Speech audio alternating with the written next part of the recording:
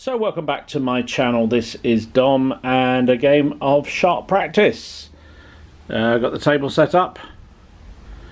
Definitely a North American feel to it. Well, that's the aim anyway. So I'm going to have a go at some sharp practice French-Indian War.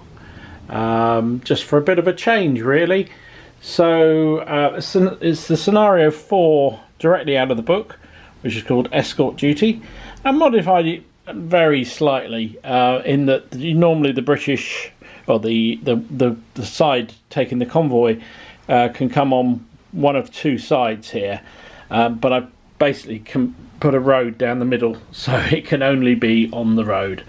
So the idea is that General Farquhar has complained bitterly of the quality of the wine in the garrison, and therefore a very, very important convoy has been dispatched with some finest wine in this cart to be transported.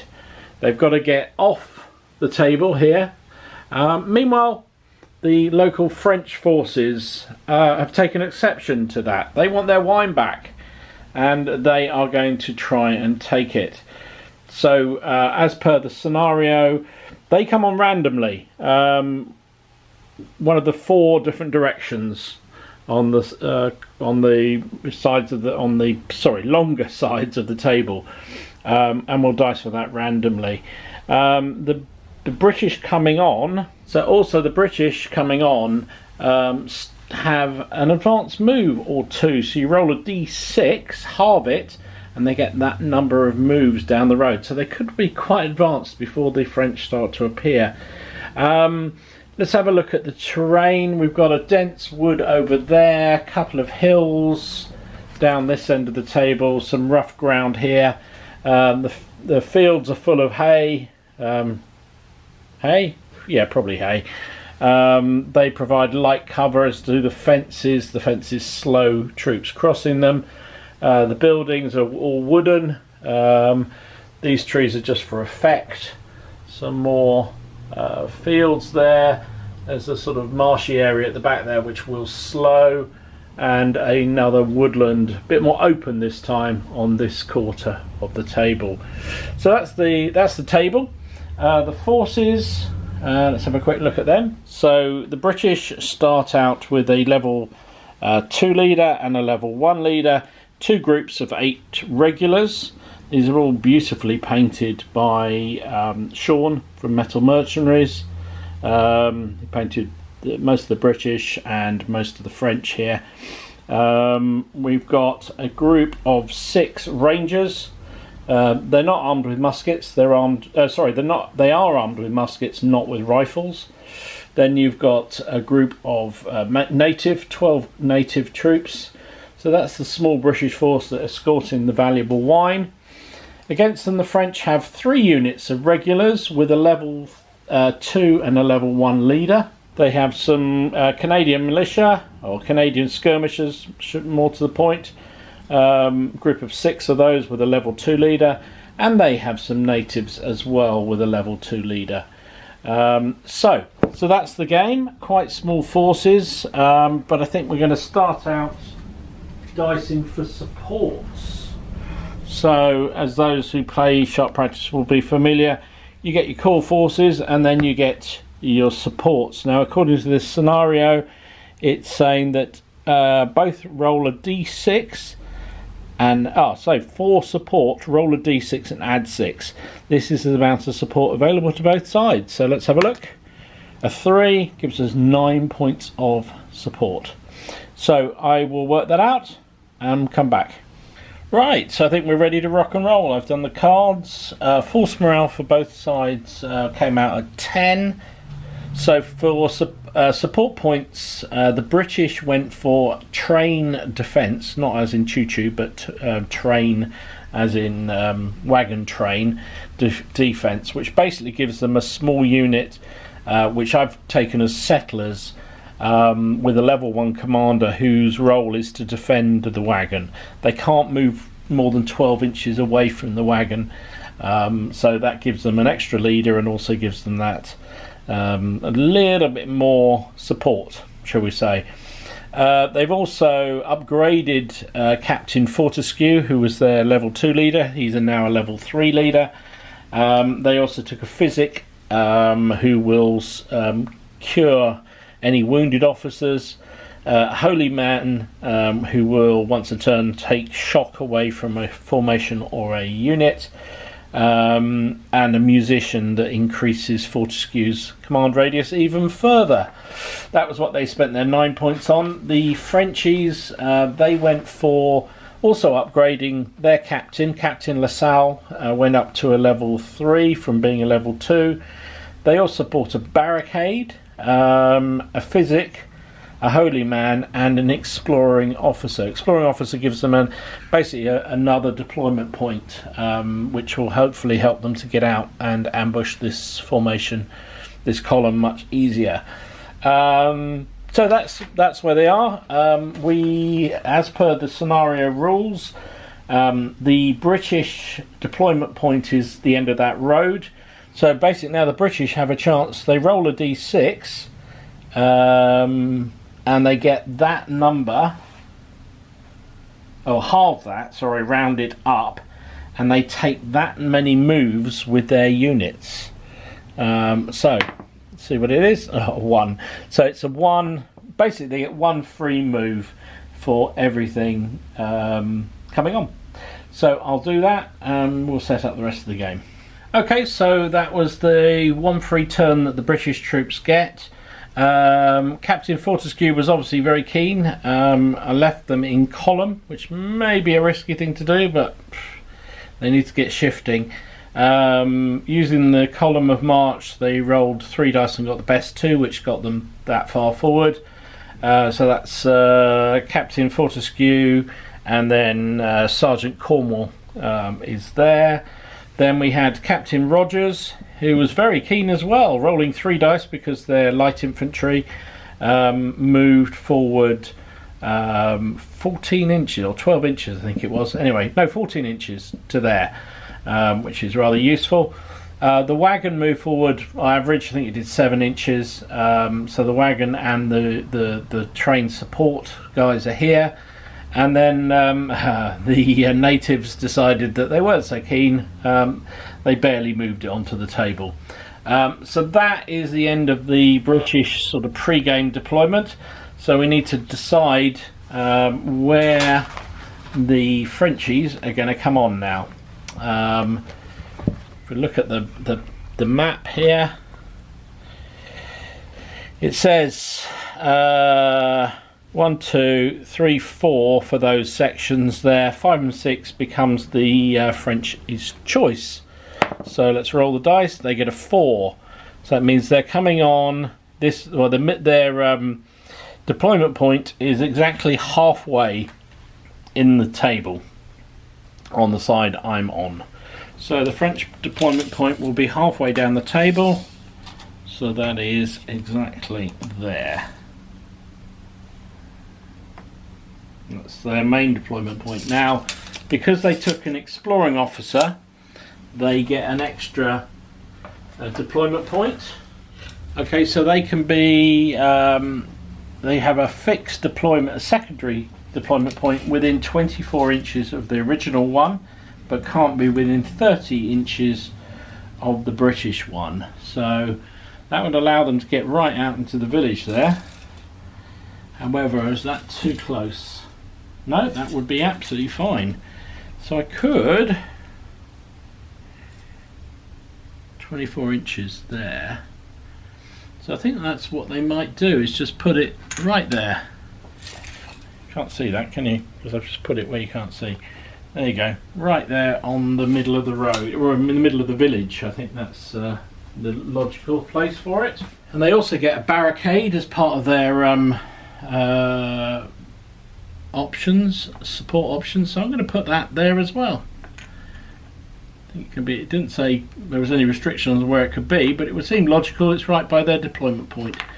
It doesn't. It's not a major obstacle. It's a linear obstacle. It gives some protection, but it just prevents the British from just going straight up the road and avoiding all contact. So I think we're ready to rock and roll. That is the pre-game setup. So I'll just get the cards shuffled and we will start. So this is turn one, officially turn one. British obviously already deployed, but so first out the pack is British 4. So British 4, so that is Chief Mulwa and his Indians. Now, they don't count as skirmish troops, so I think they're going to continue on that trajectory they're on over there and head that way. So they're just going to do 2 dice as far as they possibly can. They roll a 5. There you go. That's where they get to. Second card out is British 5. So that is so that's actually the wagon train. Now they can't actually move because they've got the British line in front of them, so that's a waste there, unfortunately. They can't do anything. First French out the bag. That is Captain Lafranc and his Milice Canadienne. So they are skirmishers. There's only 6 of them, but I think they're going to deploy from that other middle deployment point. I think that would make sense. Skirmishers can deploy up to 12 inches from their deployment point. Plus they've got an exploring officer which gives them another 3, so up to 15 inches. So they could come all the way down here to this fence. And then fire. I think that's the thing to do. I think that's what they're going to do. They're going to come all the way down here. They're going to deploy into the field here, and then they're going to fire. So that's him, and their firing will be at the British column. I think that's the best thing for them to do. So it is just beyond a foot. So it's just beyond the foot. So a musket at long range is a 6 to hit. However, they have. Do they get first fire? Let me just double check that. Yep, they do get first fire. So that becomes down to a 5. Their skirmishers, which is a 4. Firing at a column is a 3. So 3 to hit with. And they get 6 shots with their regular dudes, plus the officer is a level 2. So 8 shots, meaning 3s. 3 misses, which means 5 hits. 2, 4, 5 hits. So the British get the benefit of that that wall that the fence that they're up against, which means they can decide where they want to put the casualties. They're going to put 2 on the front guys and 3 on the back. So on the back, that is 2 misses because it would be 3 normally, but they do get cover, which makes it 4s to hit. So that's 1 shock on the back of the column. The 2 at the front is 1 shock, so that wasn't too bad. So the Canadians will reload. Straight out the back we have some bang bang. Nice. That is it, tiffin. I just love the way that works out. So basically nothing really happened there. Nothing to see. That is turn 1 done. I will reshuffle the cards and we'll move on to turn 2. Right, so turn 2. First out we've got a French-Canadian flag. 2 flags. A British flag, so that's 3 flags in a row. By the way, we put 4 flags in, which is a lot for just 5 units, 4 or 5 units, but it allows units to do more than one thing. So the last action that happened was the Canadians had a fire. So it is a firing random event. Rolling a 7. Smoke. A pool of smoke hangs across the immediate front of the firers. Firing through it will be at -1 until cleared. Wow. Okay. So we need to get some smoke out. Okay, so I've used some grey smoke to denote the fact this is different to just an unit reload, which will be white smoke. First out, it's the Canadians themselves. Okay, so they've got a load of smoke in front of them. They've got one volley off already, one shot off already. Do they? Yeah, what they might do is move one dice that way, see how far that gets them, and then fire straight down the road again. Yeah, why not? Roll a 3. Furthest guy will only get to about there, so let's just do that. 3 inches there, 3 inches there. So let's move again. 6. So basically they're all out into the road here, and they'll come back a bit. Do a sort of fighting withdrawal. I think that's the way to play. They're trying to slow and stop the British after all. So they move to the road there. Now they've got a clean shot straight down the road. So it would be a 6, we know, but their skirmishers were 5 and 4 because they're firing directly into a column. And putting them in a column, Dom, was not a good move. So, 4's to hit. Obviously damp powder, only 3 hits. Only 3 hits, so this time it's the Canadian choice because they're not counted as in cover, so we'll put 2 on the front of the column. 1 is a miss, that's another shock on the front, and 1 shot at the back is actually a killed. Is it the sergeant? No, it isn't. So just a regular squaddy. It bites the dust straight away. So that is, and then the Canadians are unloaded because they had to use 2 movement dice in the end. So we use the white smoke, as I say, to denote the fact they are reloading. Another flag, British flag this time. I think we'll keep going. British 3. British 3 is, that's the Rangers over here. Good timing. So I think they need to get up and cause some trouble, or at least provide some cover to those Canadians. So they're going to move 2 dice as far forward as they can that way. Oh, the 12. Wow. Gets them basically to there,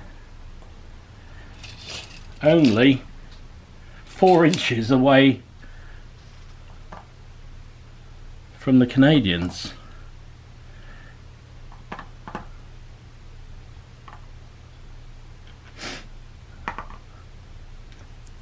And I'm thinking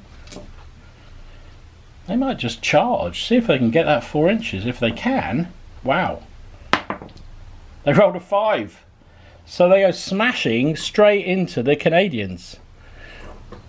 Crikey. It's been a bloody start to the game. Well, you know, they rolled 12 inches for the first 2 dice, and then 5 with the next. So that was 17 inches. They really were up for this. So we've got some a melee straight out the back. So, so both sides are counts as 6 dice each. That's 6 for the British, 6 for the Canadians. Oh, hang on. Just realised the British are armed with tomahawks, which is one of the reasons why I thought I'd do this. So a tomahawk allows them to throw their weapons as they're charging in. So you roll a d6 for each man in the attacking unit, and they cause shock on a 5 or a 6. Okay, well that's pretty good. So they've got 6 figures plus their officer, 7. I think he's armed with a tomahawk as well. Well, he would be because it's the same unit. So let's see what they can do with the tomahawks. Ow. 3 hits. 3 tomahawk hits before they even charge in. So the Canadians take 3. Shock straight off the bat. So let's go back and do the combat. So we start off with 6 dice each. Like that. The leaders being attached, I think they will. They don't like each other. So that gives 2 more to both sides because they're both level 2 commanders. So it's 8 plays 8 at the moment. Any command flags? British have got 2, French have got 2. I think we're going to hold on to them for the moment. Do the Canadians want to throw one in? Because they are going to be losing some. I think they might have to play one of their cards in. So they'll burn a card, which gives them another d6. The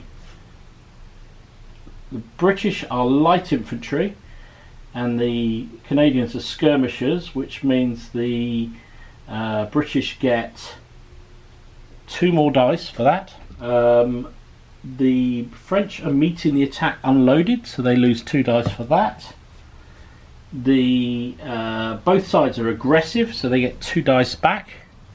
And I've run out of dice. And shock. The French have for every 2 points of shock, so they got 1, so they lose 1 dice. And that is it. So the British have 6, 8, 10, 12 dice. Wow. The French have 2, 4, 6, 8 dice. 12v8. Let's see what happens. What should we start with? Let's start with the Canadians, see what they do first. Well, let's pull out so you can actually see the result. There we go. 5s and 6s. Well, that was just disastrous. 1 hit. That is it. Lots of 1s and 2s. Advantage very firmly with the Brits here. Game could be over before it's even started. Oh, look at that roll. Oh my goodness me. These Rangers were definitely up for it here. They managed to do 4 6s and 3 5s on the Canadians. So that is basically the entire unit is wiped out. Well, yeah, 2, 4, 6, 7 casualties on a 6-man unit. Has to be, one of them has to the officer. It still kills the last man because there's actually 7. So automatically the unit is completely wiped out before it even goes anywhere. Wow. That was not what I was expecting at all. So we know the French officer, Canadian officer was hit as well. He throws a 2. Sorry, I just knocked that over. A 2. What is a 2? He's knocked out by a minor wound. So he is down. And I think effectively he's captured. He can't not be, really, by those British that are there. So we're going to say he's captured, and that is it for him. History. Brave attempt. Now, did the Canadians, with their 1 hit, manage to kill the officer? No, they didn't. So that's just 1 regular man down from the Rangers. And that is a hell of a result for the British.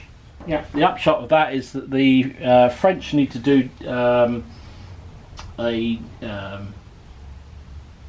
need to do a force morale check. So they had a group wiped out. They rolled 2, which is 1 point. They had a level 2 leader wounded. 1 does nothing. yeah, just 1 point taken off. So that is amazing, really. Wow, still quite work out what happened there. Some outrageous dice rolls. So we'll take the French commander off because he really can't do anything now. He is being captured by the British. So that was the end of the combat. The British Rangers count as unloaded as a result of that. So we'll see what comes up next. Another French flag. They've got nobody on the table, so now another flag. So that is 3 French flags. So I think they're going to have to act here. They're going to have to bring some troops on. So I think with 3 flags, they can activate a unit, a formation, which is what they are going to do. They're going to have to do it because at the moment they're in all kinds of trouble. There's nobody defending the farmstead at all. So what to do though? So they are going to bring on their natives, I think. That makes sense. They are tribal troops, so they deploy up to 12 inches, I think it is, from the deployment point. They're going to go straight from that middle deployment point there. There's 12 of them. So what could they do? 12 doesn't quite put them in contact with those Rangers. So I think what they're going to do is man the barricade. I think that's the best thing for them to do for the moment until the remaining Canadian forces arrive. This is not going to be easy for them at all.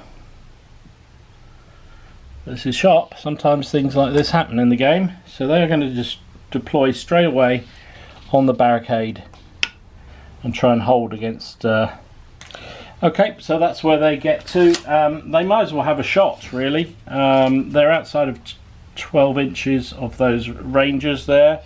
Let's put the camera where I can actually see what's going on. There we go.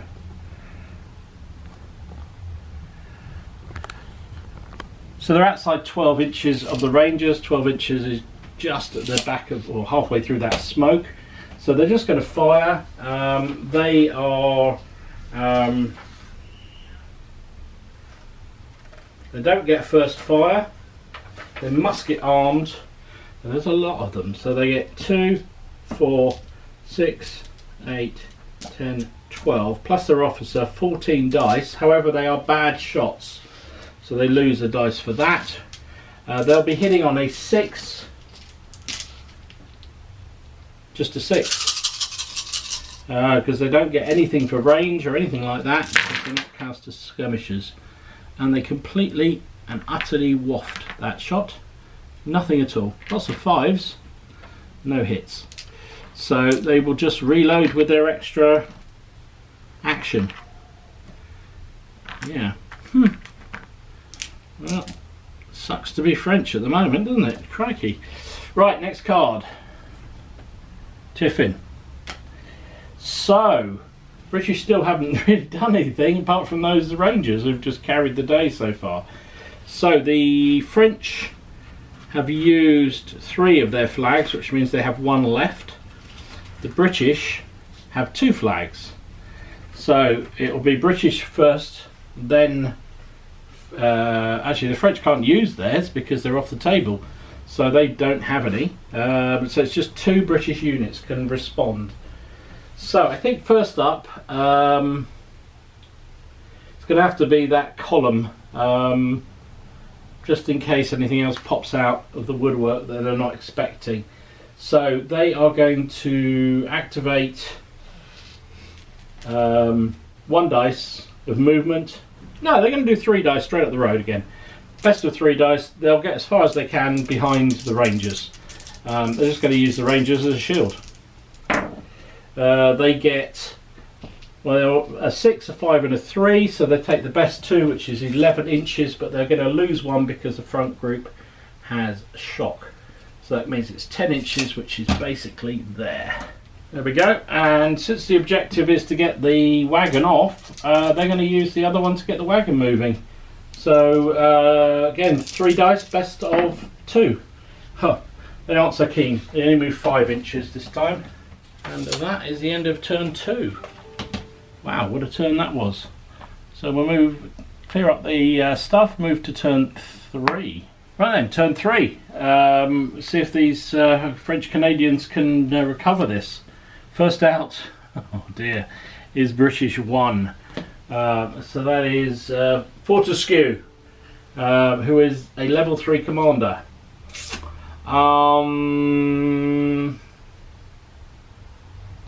So I think what he's going to do, he's going to first of all take one of the shocks off his own formation, brings them down to just 1 on each now, which means they're not slowed by anything.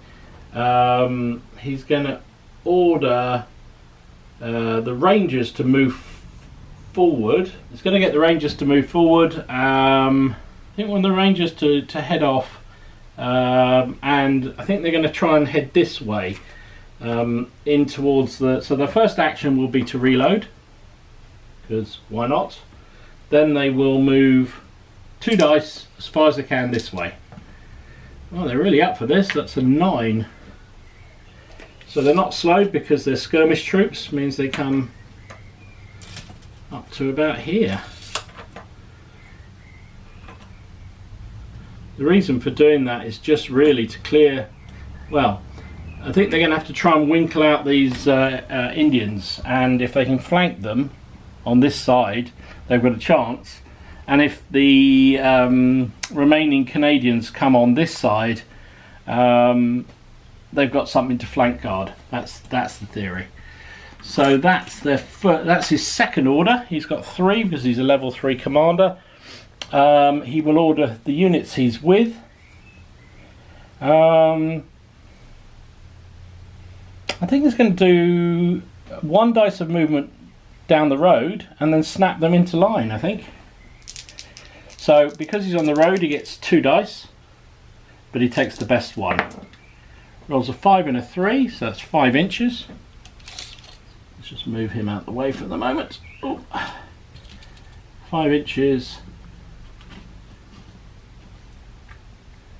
Gets them to there. And then he will snap them into line. Don't know whether he's allowed to do this, but we'll play it like that.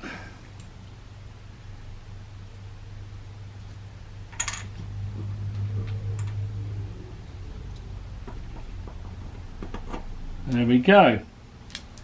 And that is the there we go. They're straddling the line. I'm not sure what the fence. I'm not sure whether they're able to do that, but it's my game. They're doing that. Right. Next card. Tiffin. Okay, it's like that, is it tonight? So, no other flags. So that is it. That's all that happens on turn 3. So, that was a good turn for the Brits. Got 2 units moving.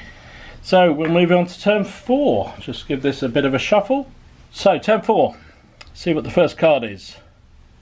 Blue 4. Blue 4 is the natives. So, they're manning the barricade. They've got troops coming around their flank. So I don't think. I think they're just. It's the first card out the bag. So I don't think they really want to waste the opportunity to put some shots on that British line that's down there. So they're going to fire. I think that's they're going to fire and reload.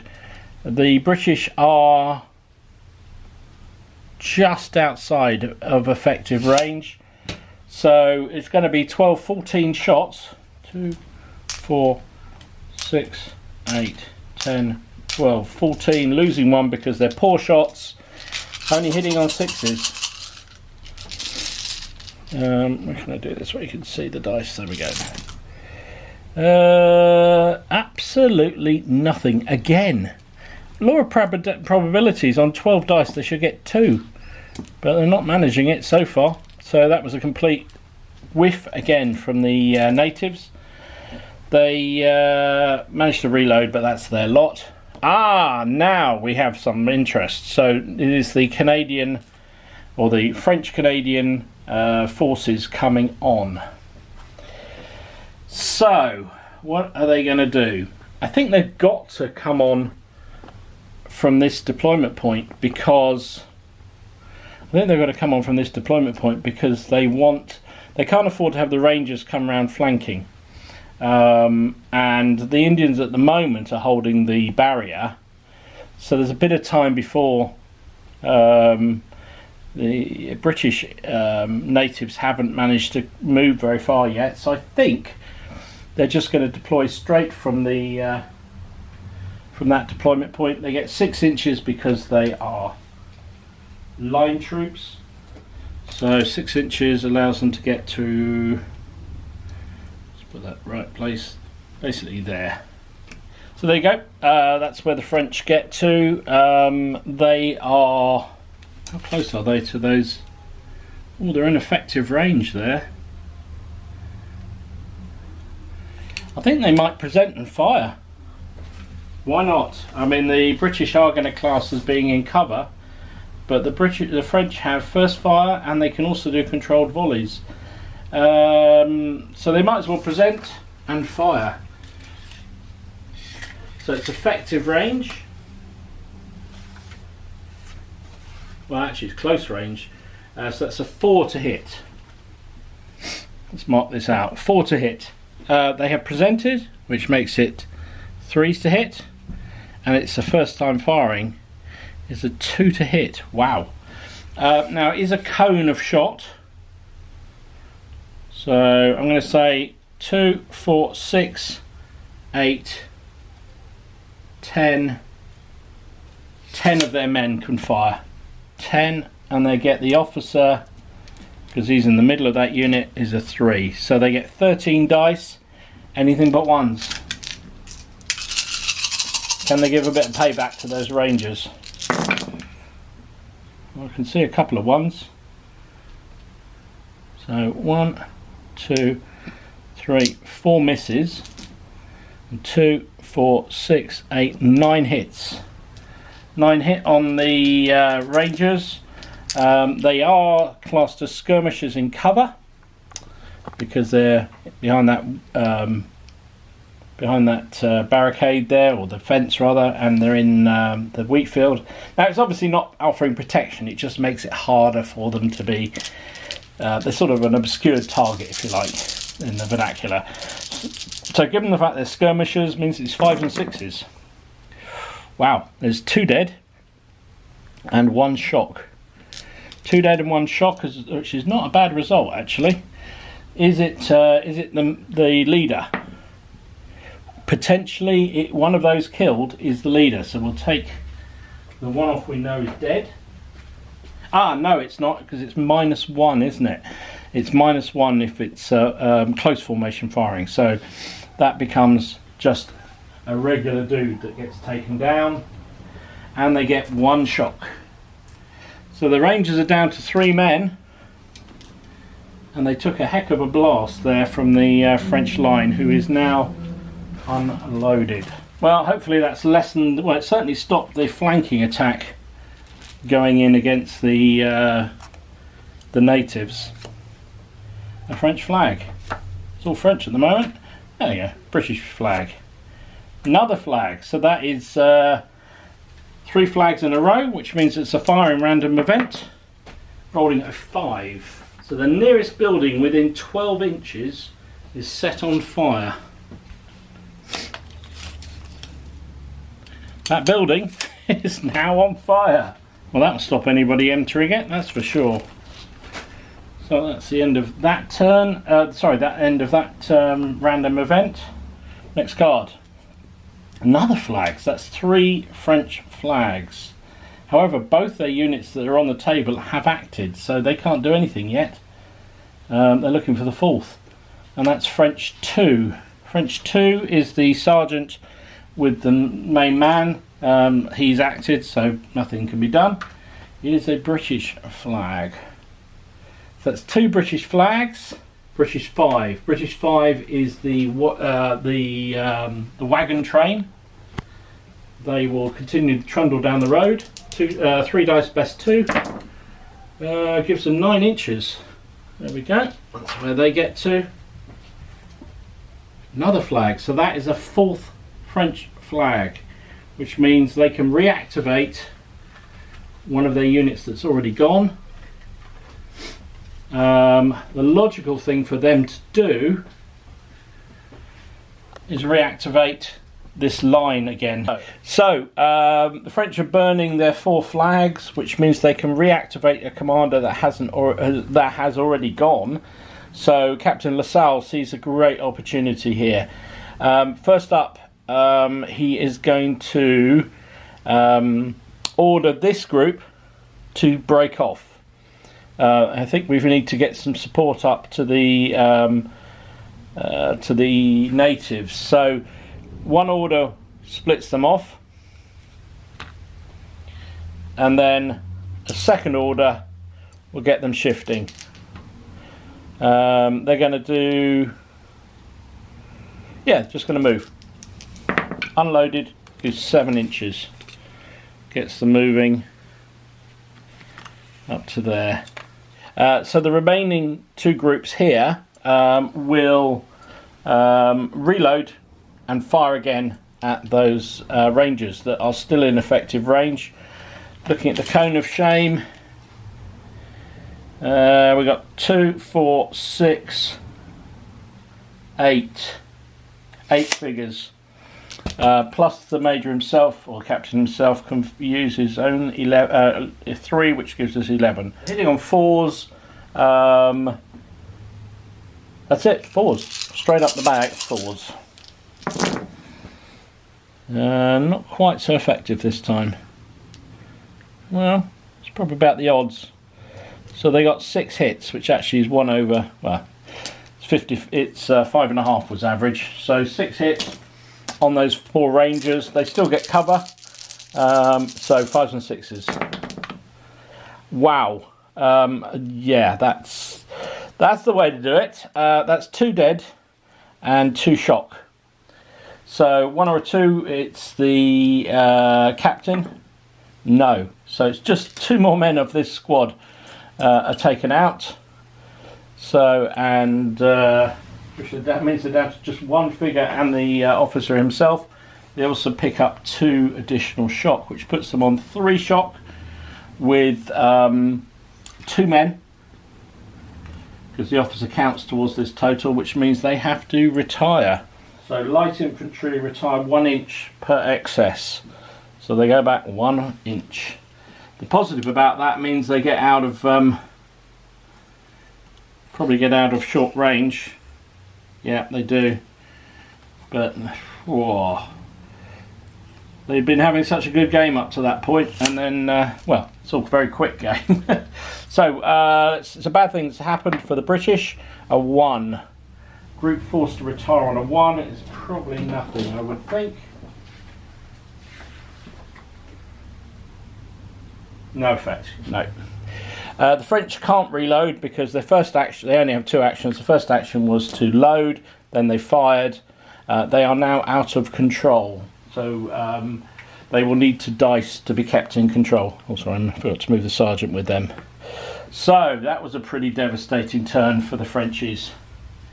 Next card out is British 3, which is actually the poor unfortunate Rangers themselves again.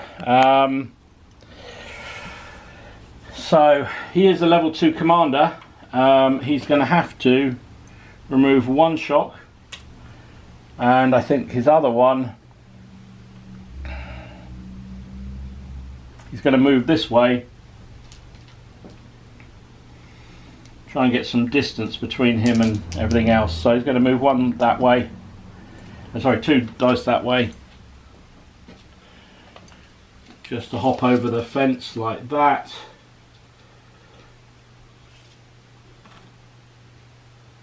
Still on 2 shock, but and then he's got 1 order left, 1 activation left, because light infantry get a free move. He might as well shoot. at the broken off group of French regulars. It's not quite on their flank, so it's going to be long range 6s to hit, light infantry at ranges 5s, 5s to hit. It's 2 hits. These guys will get cover, so it's 4 pluses. I'll re-roll that one. So 1 shock on this group here. All right.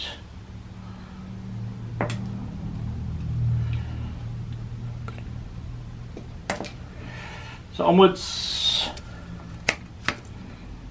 Oh, British leader 1. British leader 1. Okay. So you can see what he's up against now. He's got a full gambit of forces up against him. All troops on the table. So what do the British have already activated this turn? The wagons have activated, and the Rangers. That's it. So he is also a level 3 commander with a drummer. So he has an 18-inch command radius, which actually touches the Indians there. So I think he needs them forward. So he's going to send a command to them to move forward. He might as well. He's got 3 commands at the end of the day. So they are going to... Have we got any flags for the British? 2 flags. Right, so they're going to burn one of their command cards and get the natives to step out, which means they get an extra movement dice. They're going to move forward as fast as they possibly can. Well, it really wasn't worth the card for that. They rolled 4, 5, 6, 7 inches. Is that it?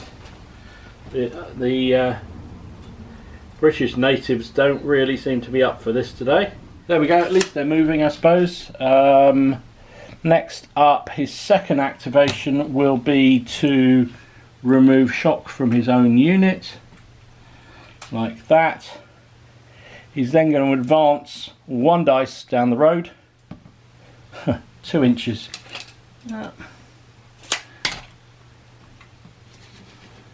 Like that. Whoops.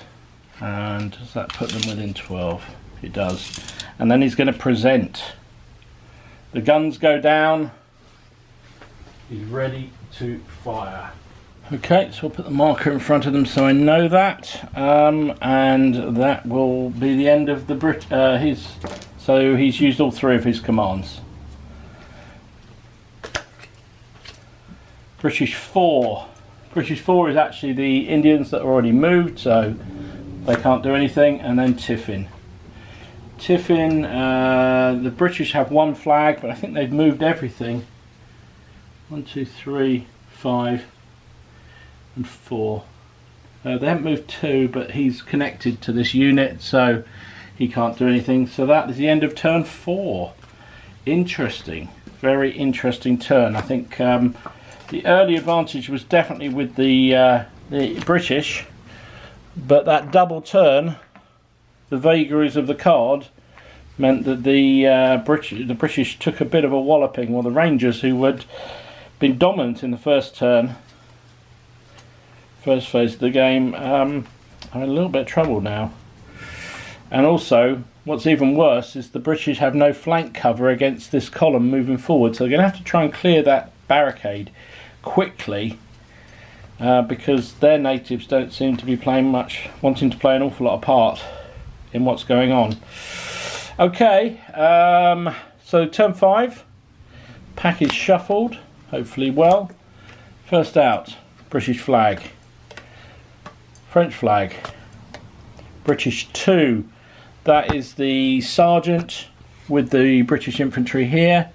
He will just take the shock off his half of the unit. A French flag, that gives us 2. British 4. British 4 is the Indians, or the Native Americans, shall we say. Now, do they continue round that side? I think they're going to have to. They're going to do 2 dice and just skedaddle up on that wing. They're still not that keen. 6 inches. Well, at least they're getting there, slowly but surely. So that's their activation. Another British flag, so we've got 2 of each on each side.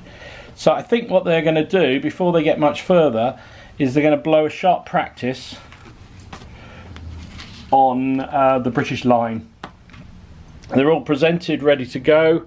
I think this is the opportunity. If they waked, they may not, their counters may not come out. This way at least they get that volley down the road. They haven't fired yet, so they're at full effect. So I think they're going to go for it.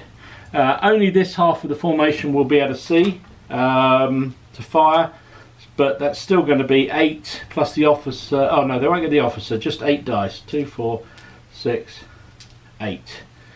Now they're firing at effective range, so that's a 4 to hit. It's their first fire, which is a 3, and they are presented, which is a 2. They hit with all hits, all 8 shots, ping into the natives. Now, natives, I don't believe, count as skirmishers, so I don't think tribals do. So they are saving on a 4 plus. Oh, it's affecting them on a 4 plus. So we've got 2 deads, 2 6s, and a 4 and a 5. So that's 2 shock for the 4 and the 5. 3s, we got 3 3s, so they all missed because they all thudded into the log barrier. But it's 2 dead. Now, normally line troops have a chance of killing an officer when they get 2 deaths or more, but the Indian leader counts as a prominent. Right, so it doesn't actually matter. So it's only affects him if he's wounded. So we're rolling a dice, see whether it's the Indian chief who's caught. I can't actually see the result. 4, that is, isn't it? 5. So no, it's just 2 of the regular guys are taken out by that British volley, and their control comes off because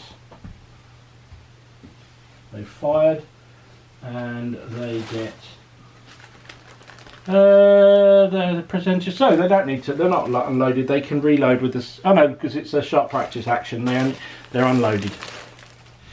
I think that was worth doing. A couple of men off the Indians, could have got the leader if they'd been lucky, and a couple of bits of shock. French leader 1. French leader 1 is LaSalle down here. As we know, he's a level 3 commander with a drummer with him, although I haven't put a counter out for it, but never mind. His line troops are, this group of land troops are out of control, or have just fired an uncontrolled volley, shall we say. So they will need to get taken control of if they're going to move, and I think they want to move. So regulars, we roll a d6, and if they, because they are regulars, as long as they don't roll a 1 or a 2, they gather control again. Whoops, it's a couple dice.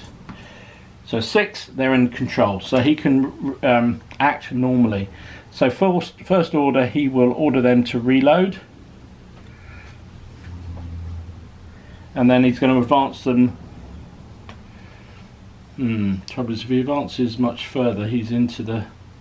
No, I'll tell you what, he's going to leave them unloaded because he wants to get up as quickly as he can. So he's going to advance forward. He's going to lose 1 movement dice for moving over the... Oh dear. They rolled a 3 and a 1, so they lose the 1. They get 3 movement. They're like that. So I know you might say I would have favoured the British because they didn't suffer that movement negativity, but they're straddling the line, whereas these are actually climbing over it. So that's my ruling on that, and plus the British are best anyway.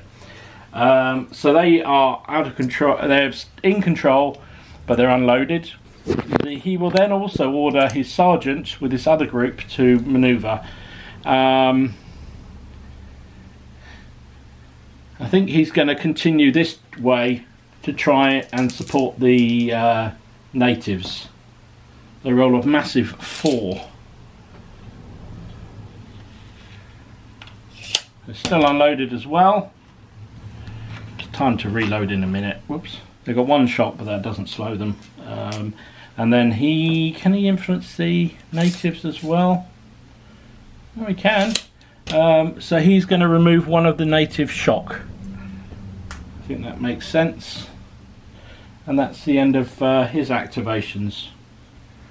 So next card out of the pack. It's another French flag. So that's 3 French flags. They've activated everything apart from the Indians. Do they burn them? Or I think they keep going because they're always going to get an activation at the end of the game. And if they get a 4th flag, that could be devastating. That's French leader 2, which is the sergeant here. He'll take the shock off his block because they've actually moved already. And there's the 4th French flag. Crikey, that's happened twice in this game. So they're not close enough really to fire at the British. So I think they're just going to do another move. They'll burn the flags because they might as well. The risk is the Indians don't get an activation this turn, but I think it's worth the risk to get these boys moving. 2 twos. They move all of 2 inches because again they are trying to climb over this fence. Not doing a terribly good job of it either, truth to be told. Alright, I'm going to put it there because that will not stand. Well, that was a bit of a waste of 4 cards, but hey, such is the game. Sometimes just doesn't play how you want it to play out. British flag. So that is their 3rd flag. Now that's an interesting proposition. So they haven't activated Red Leader 1 and they haven't activated the wagon, but they have got 3 flags. So if it comes up as a tiffin now, they will be able to move both those units, and potentially 4 flags won't actually help. They really want Red Leader 1 to come out first, and then the opportunity to reactivate. Yeah, I think that's the way to go. I don't think it's worth burning the 3. I think we're going to take a chance here because my rationale, as I say, is the British will have at least 2 activations at the end of a tiffin. So they might as well ride the cards and see what happens. Right, 5. British 5 is the wagon train. They're going to come up the road as far as they possibly can. So they bumped right up behind Captain. Let's move him just like that. And they come right up behind him to there. Wagon's moving. The wine is on its way for delivery. Majestic wine and all that. Next card, British 3. British 3 is the Ranger over here. Solitary Ranger. He's a level 2 commander, so he's going to remove 1 of the 2 shock that they've got left. And then he is going to... Oh look, he's got a flank. He's got a flank of these regulars here, so he might as well have a shot. It's going to be 3 dice. It's long range, which is a 6, but he's light infantry, which is a 5. 2 6s. Now, hits on the flank count as double shock. They're in the... I suppose they get cover, all the shots coming through the wheat field and everything. So 4 pluses. That's a dead and a shock. So the shock becomes double. And he has a chance of killing the sergeant. No. So just one of the regular French troops takes a takes a loss. So they can reload, and I think they're going to move 1 dice this way just to try and threaten the flank of the other group. I mean, they're not going to do a huge amount of damage, but they're just going to be an annoyance, really, anything more than anything else. 2 figures. Not going to, but you know, bit of extra shock, double shock each time. 3 men firing. It could be nasty. French 4. So it was good. That's what we were hoping for the French side, was that the native card would come out before the end of the turn, because they've burnt all their flags, obviously. So natives here. He's a level 2 commander. He will use 1 to remove 1 lot of shock. And then I think he might as well fire. He's down to 10 men, plus himself is 12 dice. But they are in effective range now, because the British move forward. 2, 3, 5, 6, 7, 8, 9, 10, 11, 12 dice. So it's going to be 4s to hit. Oh, they're 4 shots, aren't they? So they lose a dice, 11 shots. Needing 4s to hit. 2, 4, 6, 7 hits. Again, more than the average. The British are in the open. Yeah, so it's 3 pluses. Ooh, that was a lousy roll. 4 misses out of 7 hits. That is dreadful. So 3 actual hits. 2 2s and 2 1s on that roll. So we're going to put it's the American or the French opportunity to decide, because these are in the open. So it's going to put 2 on that unit and 1 on that unit, because the British can spread it across their line because they're a formation. And then the natives reload. And whoa, there we go. British 1, British leader 1. It's sort of, well, pretty much gone through the pack here. So what have we got left? He obviously himself, he's going to activate. 3 has moved, 5 has moved. So all the British formation have moved. So he's only really concentrating on himself.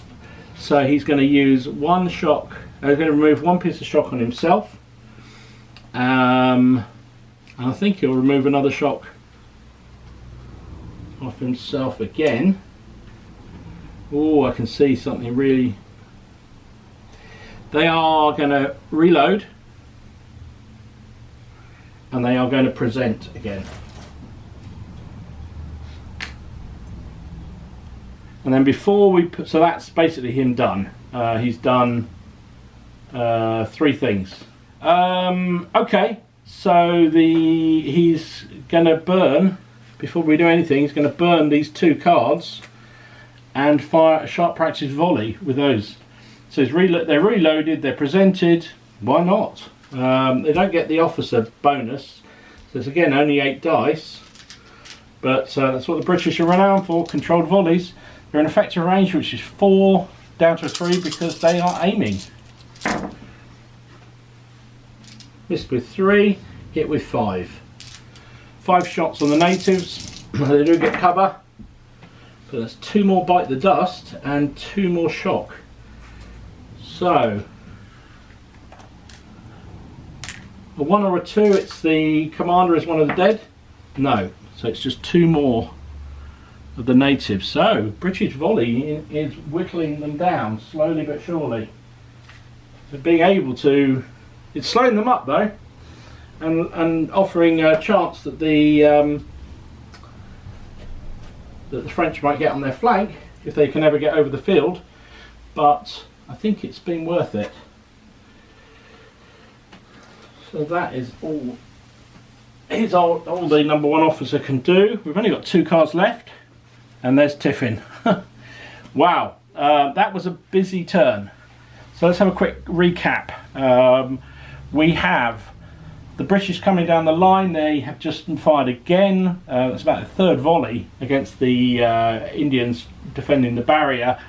Indians have suffered 4 casualties and have got 2 lots of shock on their unit. So they're kind of being whittled away, but British don't have an awful lot left. They've got the wagon guards themselves, and the natives coming over the back side there, but their ranger unit has been pummeled. It's down to 2 men. The French likewise, actually, because they lost their Canadian militia or Canadian light infantry at the very second turn, I think it was, in that mad charge by the Rangers. Beautiful charge as well.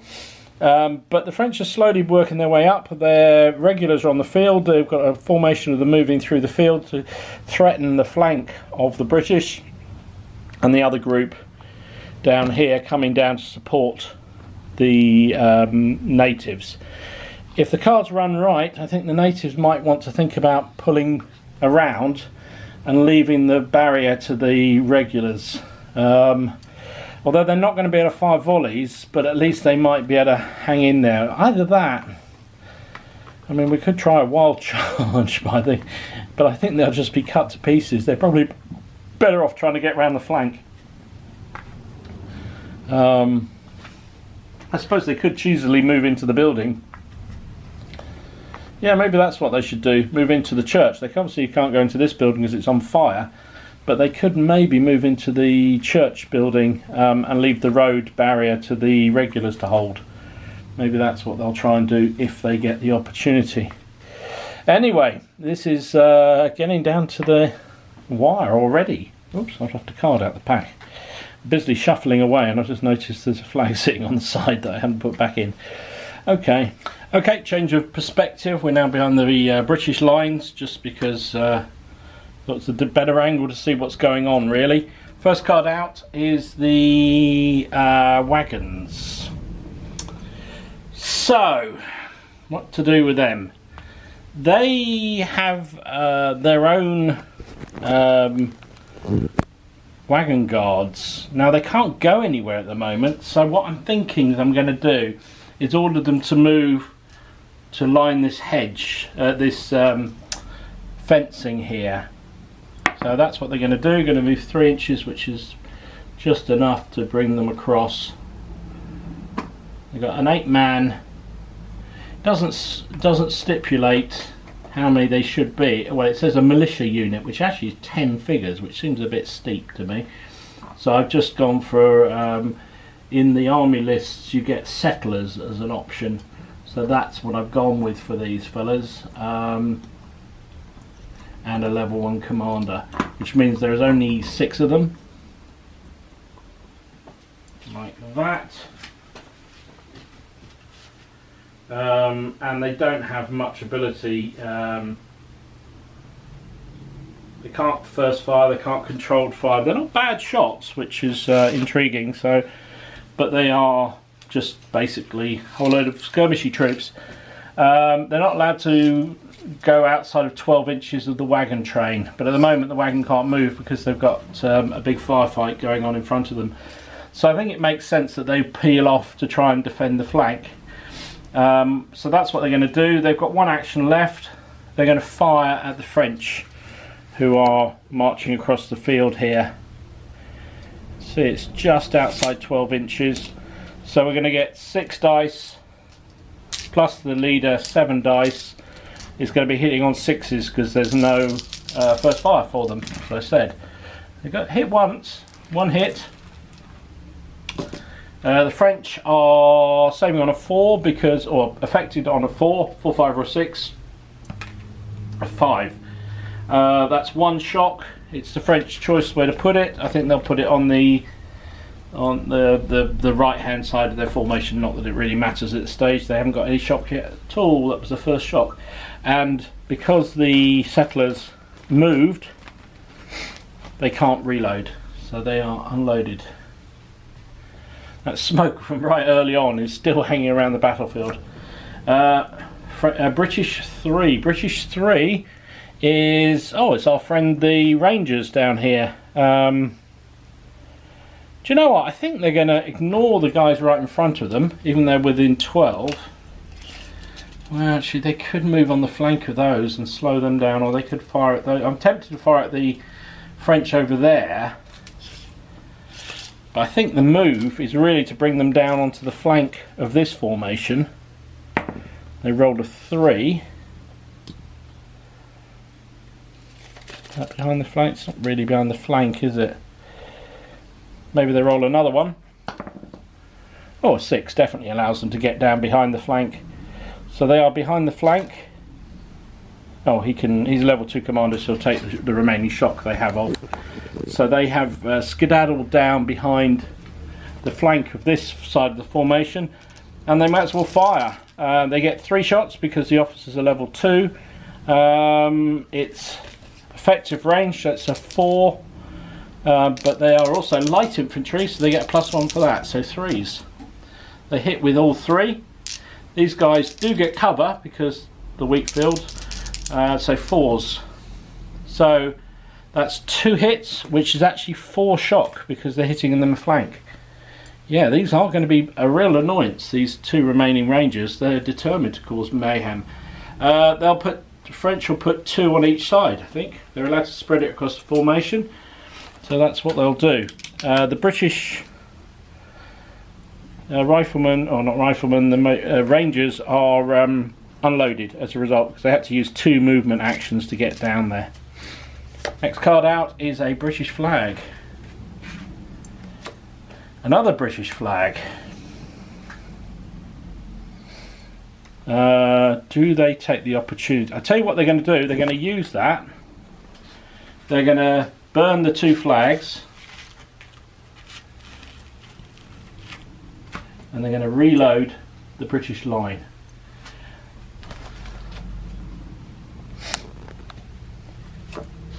Another flag. Good crikey, this is all British at the moment. A French flag. Is that 3 flags in a row? Yeah, probably is. Yeah, I think it is. So that is a random event for the Jaegers. Funny, you just start doing these things, you can't even remember what you've just done. So random event, firing event on the rifleman. A 10. Oh my goodness. So that is a low on ammunition result for the rifleman. May only fire at close range until they're supplied by the ammunition unit. So, ooh, luckily they are in close range at the moment, but wow, okay, they've definitely had a busy game, so maybe that's why. Onwards, it's all British. British 4 is the natives, who are slowly but surely coming into the game. Now, I think because we do we keep? No, we're not going to burn the flags.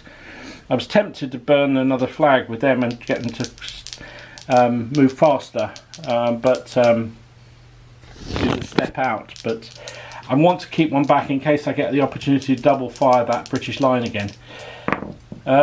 This time they move 7 on 2 dice.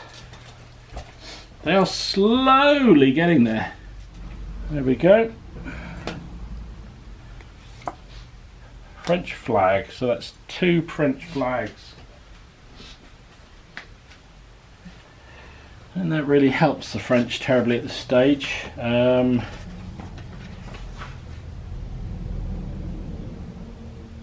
French regulars do have sharp practice, but they're too far away to be really effective just yet. They're also unloaded, so all they're going to end up doing is loading. So we'll keep going.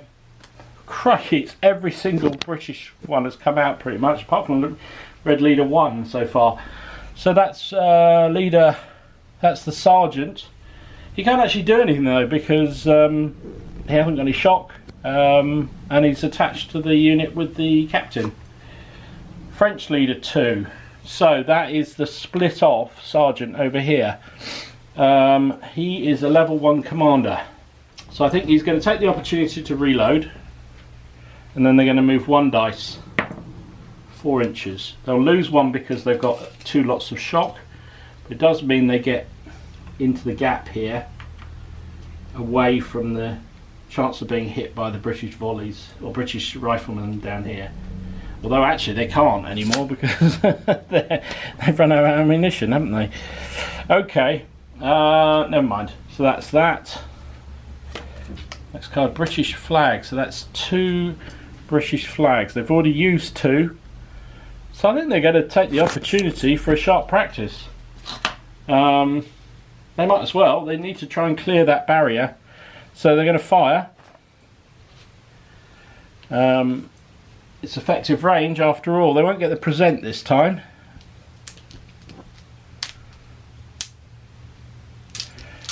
Its effective range, that's 4s to hit.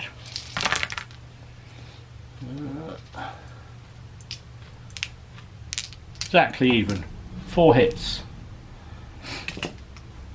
The natives are behind the barrier, so it's 4 pluses. That's 3 shock on them. Shock is building up. That's 5 shock now on that unit. Starting to get a bit serious. So that is the British flags all burnt. So they've got nothing left flag wise. They're still waiting for Officer 1 to come out. The French have had virtually nothing. So that's a 3rd French flag. A 3rd French flag. So they can activate a group or a formation with 3 flags. However, given the fact none of their cards have, well, only one of their cards has come out, and that's leader 2, they're going to be able to activate 2 of their 3 units on the Tiffins, so they might as well carry on and either get 4 or one of their other groups. There is the natives. Right, so that does change the complexion of things. So the natives have they've got 4 shock, so he's a level 2 commander. He's going to use one of his commands to take 1 shock off, and I think, as I said, they're going to try and get into this building. They roll 1 dice and see how far they get. They're going to lose oops, re-roll that. Oh my goodness. So they get 3 inches. The doorway is around here. I'm going to roll the other one to see how far they get. So 6 inches. So they're well into the building. So we're going to do 2. I'm going to put them so you can sort of see where they are, because this lid doesn't, the roof doesn't come off this. So they're going to have 2 in the doorway, 2 in the top window, 2 in this window, and 2 in the window over the other side, and the officer in the middle. So they've vacated the barrier, but they are in quite a strong fortified position now. Okay, interesting. And there's Tiffin. So British 1, for all the British moves, Officer 1 didn't get a turn, and they burnt all their flags. Well, they did fire volleys, so you know, it wasn't so bad. The French, however, have 3 flags, which should probably, so it was a difficult decision, so I could have used them to activate this formation, but they're going to activate anyway based on the fact that they're going to have 1 card at the end of Tiffin, so just waste 2 flags, which is a bit of a shame, but I don't see what else they could do. So this is getting awkward, although these 2 rangers on their flank are just 2 rangers, they're causing casualties, and we've got 3 on this side and 2 on that side. But I can't really afford to peel off to deal with them. I think we're just going to have to stoically move forward and ignore it. So they're going to advance again. Again, 2 dice slowed. This time at least they roll a 6 and a 4, so they lose the 4. They move 6 inches further forward, which does get them way forward.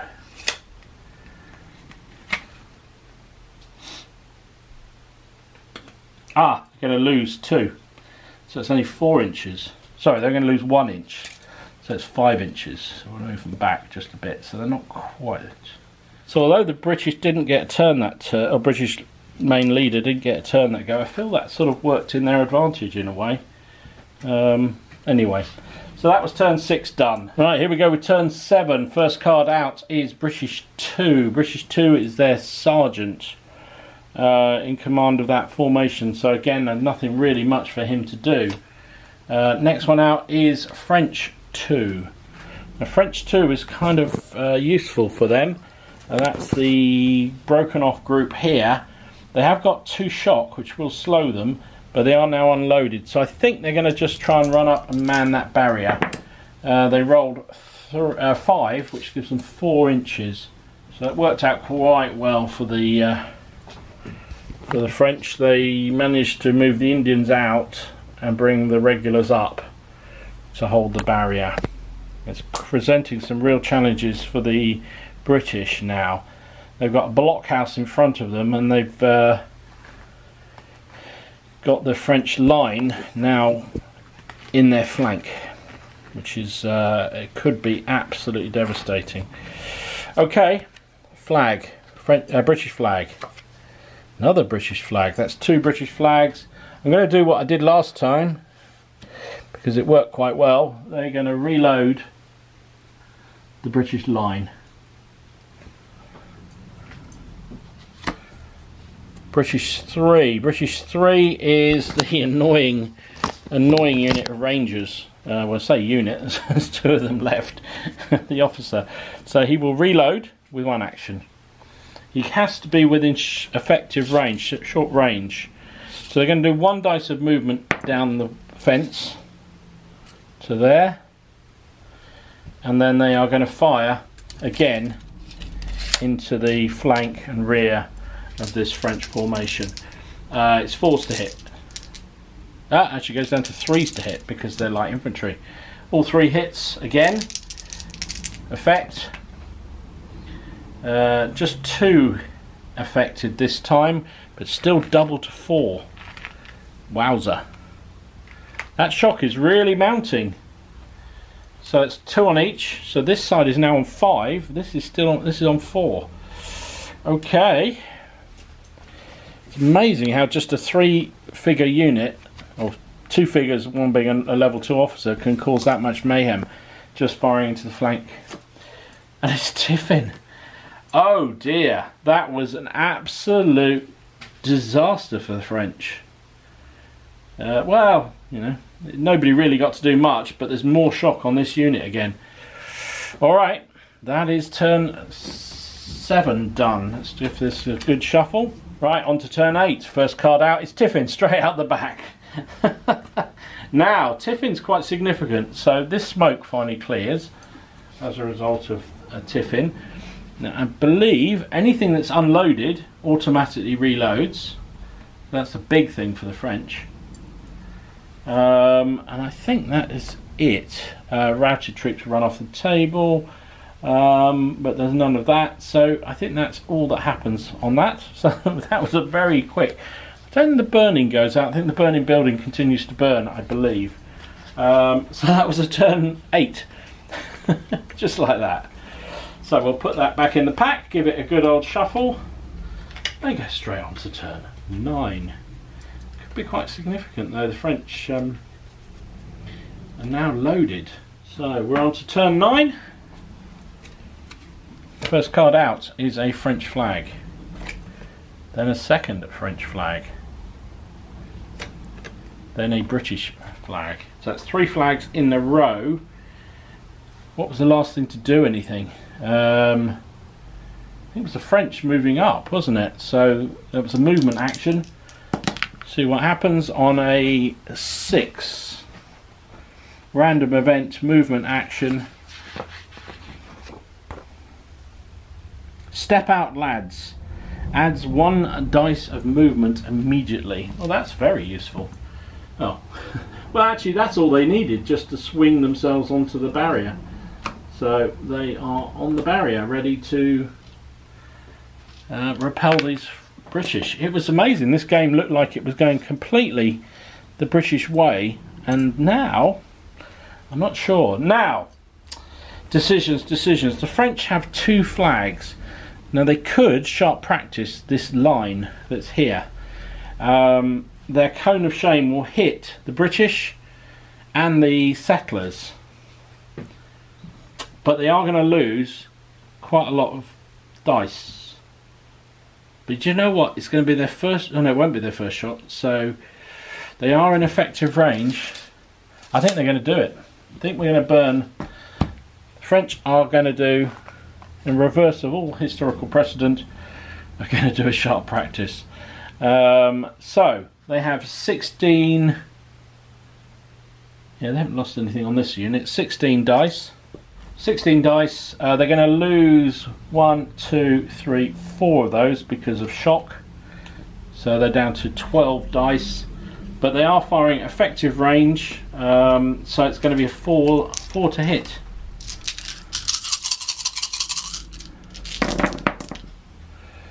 Let's remove all the misses.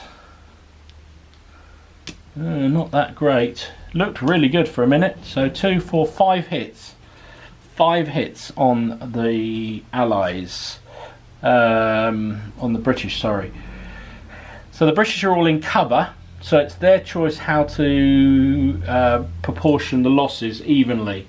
So they're going to put 2 on the wagon train, they're going to put 1 on the guys with the officer, and 2 up there. I think that's the way they'll do it. The settlers, they do count as irregular skirmishers. Okay, so 2 shots on them is 5s and 6s. Oh, 1 is killed. So one of the settlers bites the dust. And nothing else. So no shock. Then we've got 1 on the major side, it's in their flank. So 2 is a miss. So no effect. Oh dear. Oh. Not so good for the French so far. And 2 on the far block. So that's 2 hits, which is going to be doubled because their casters being hit in the flank to 4 shock. So somehow the bullets pass through this column and hit the ones behind with a vengeance. Alright. Well, it could have been a hell of a lot better for the French there. In some ways they're a bit hard done by. Another flag, so that is a British flag. I think they'll hold that for the moment.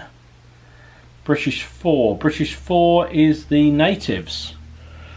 So, I think they need to get some. They need to put some pressure on the Chief Mohawk. What's he going to do? Let's see where 1 dice of movement will get them. 3 inches. So they go up to there. Now, are they in range? Or do we just try and move them forward ready for some kind of mad charge into the church? They are in effective range.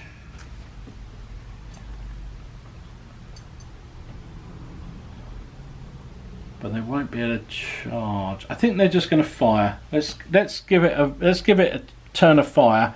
They will be unloaded. They roll 12 dice because they're still intact. Plus the officer is a level 2 officer, so he is needing 3s. No, sorry, it's 4s to hit. They get no bonus for first firing, so just a straight up 4s to hit.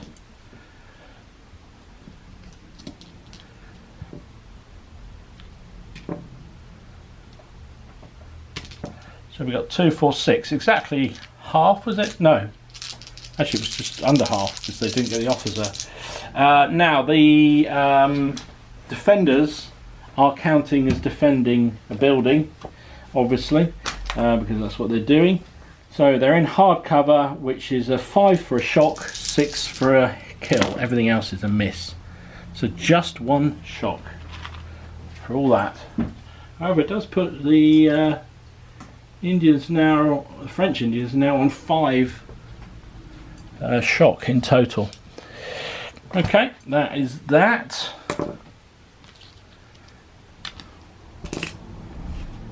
Next one is French 4. French 4 is the Indians themselves. So I think they're going to take shock at 1. He's a level 2 commander, so he'll remove 1 lot of shock. And he will fire onto the British line. I think that's his objective, really. It's only going to get to 4 dice plus his officer, so 6 dice. Now, how does this work? He would normally lose 2 of those from shock. Well, I suppose he does. So it's just 4 dice firing. Is it better him removing, just using that extra one to remove shock? Because it's really reducing his effectiveness. I think he's going to use both of his commands to reduce shock. He's not going to fire this turn. They're just going to get themselves together. British 3. Oh my goodness. French didn't need to see this. These annoying gnats of 2 rangers here. That's 4 shots again. Needing 3s. Oh, only 2 hits this turn. 2 hits, needing 4s. So just 1 shock, which is doubled to 2. It's the French choice where to put that 1, so I think they're going to have to put 2 on that side, I think, just to try and even it up. So there's now 2, 4, 6 shock on that side, 5 on that side. Wow. So that is 5, which is the wagon train for the British. They can't move the wagon, but the settlers can at least have a shot. They might as well. They lost a man last turn, so they're down to 5 shots plus the leader 6. 6 shots. Let's see if we can put some more pressure on these Frenchies. Effective range says 4s. Oof, just 2 hits. Just 2 hits. They are in cover. So that's 1 dead and 1 hit. So it's the French choice. I suppose I should have spread that, shouldn't I? So, sorry, 1, 2, 3, the dead is on this side. So it's on the colonel's side. So it could be the, sorry, I've promoted him. It could be the captain who's taken. Is it a 1? No, it was a 2. So 1 dead on the left-hand side of the French line and additional shock on the right-hand side, which means the French now are evened, 6 each. 6 each side. That's getting towards serious levels of shock. And the settlers can reload. Another flag. That's 3 flags for the British. So they could activate a formation or a group. Oh, so tempting. I think we're going to ride. We're going to ride at the moment. British 2. British 2. It's all British again. They will. That's the sergeant here. He'll just remove 1 shock. A 4th flag for the British. Okay, my thought process here is, if I could activate the Indians to charge into the church, that would be a reasonable thing to do.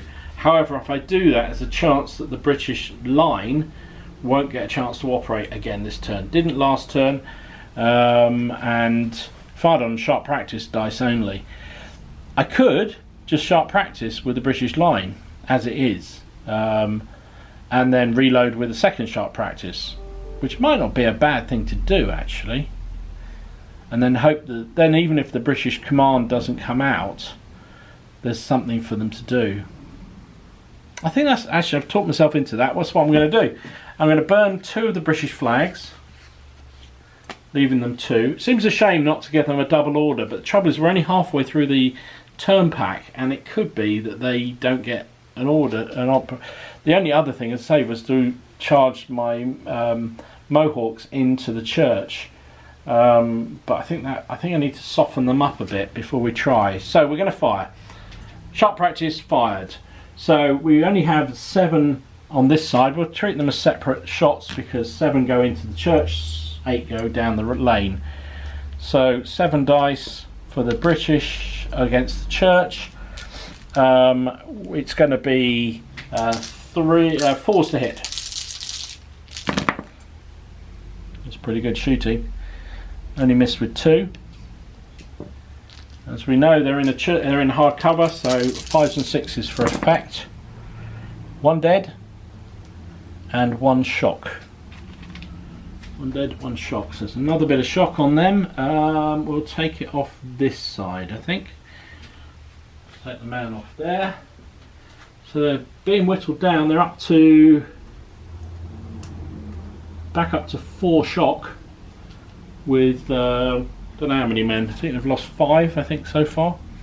So that's that side of the line fired. And then the other 8 British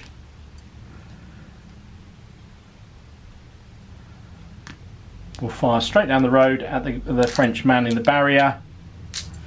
They need a 4 as well.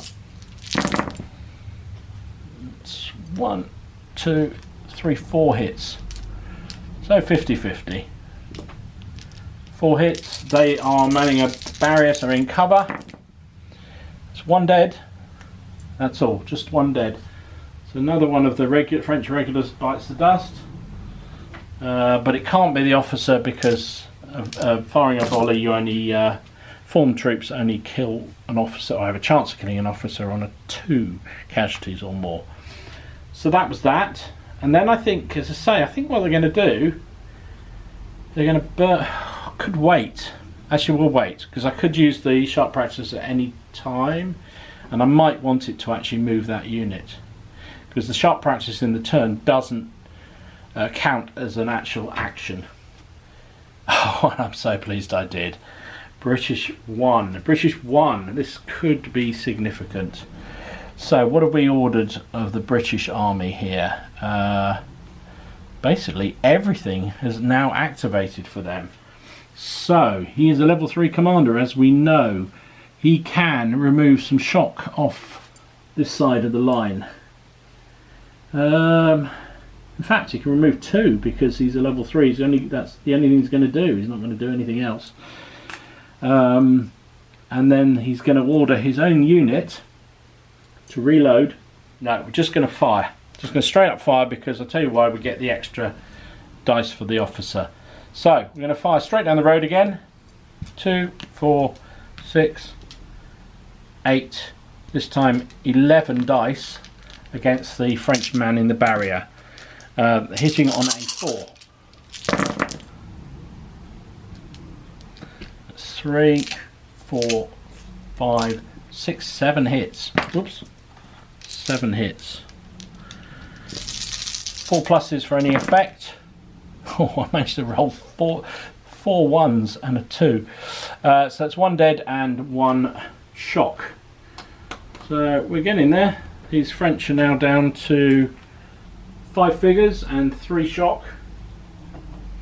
But could have been so much better there. And then 2, 4, 6, 7 from the other group firing back into the church. Needing 4s, aren't they? So that's 3 hits, sorry.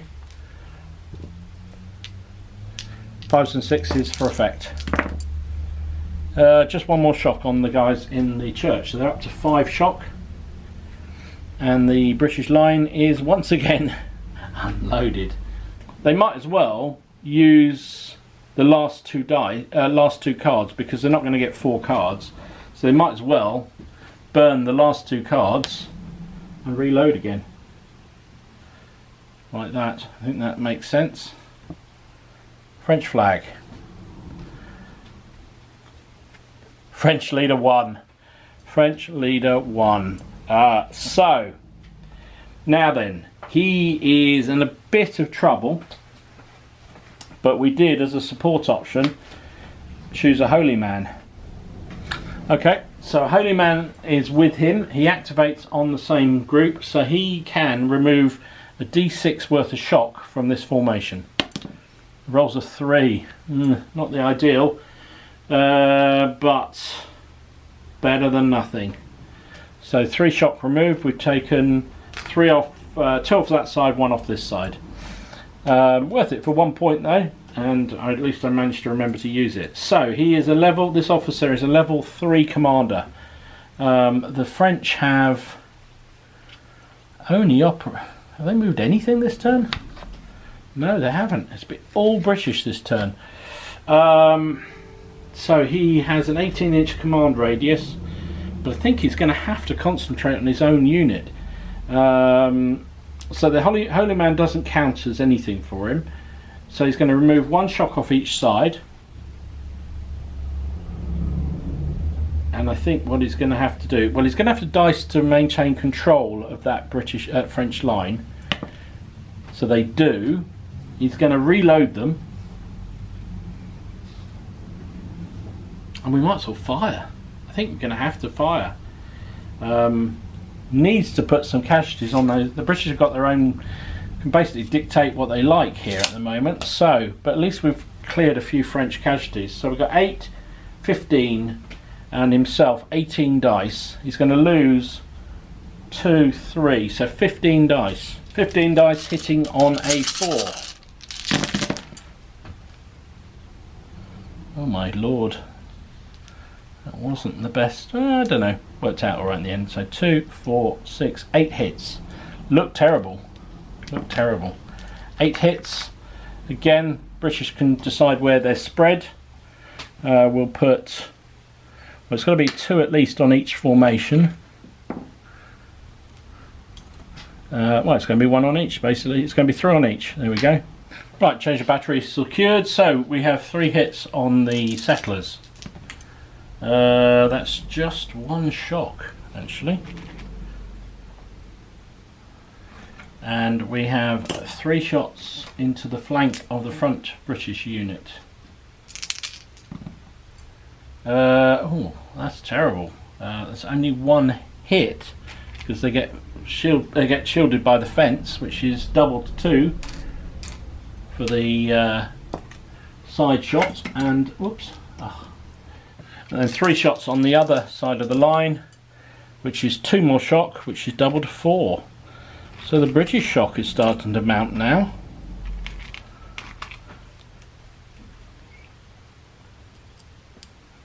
There we go. Right, and the French are unloaded again. So that was Officer 1 done. And there's Tiffin. So only 1 French card left in play.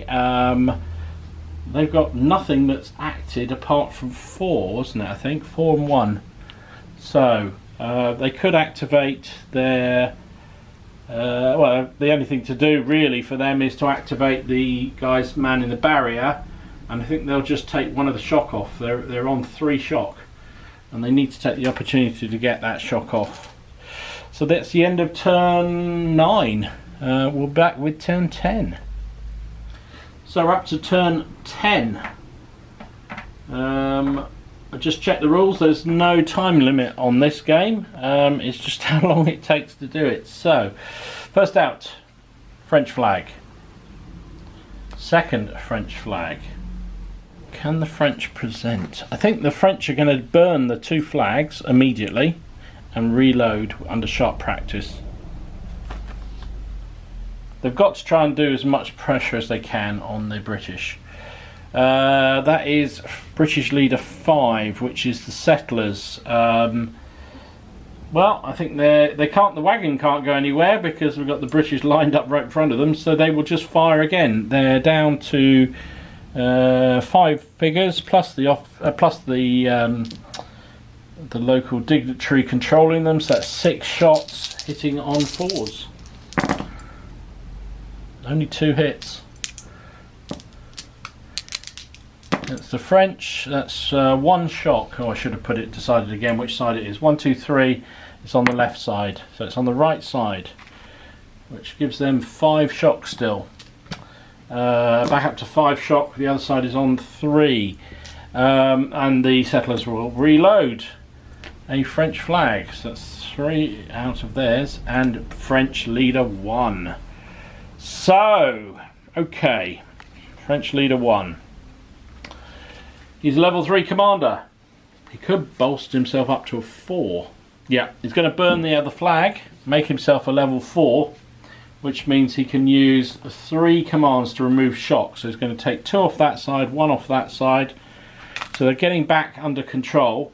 He's then going to order them. Yeah, they can do a controlled volley. So he needs to get control of them again. He does. And they will present and fire this time against all that lot. So we've now got the whole lot firing.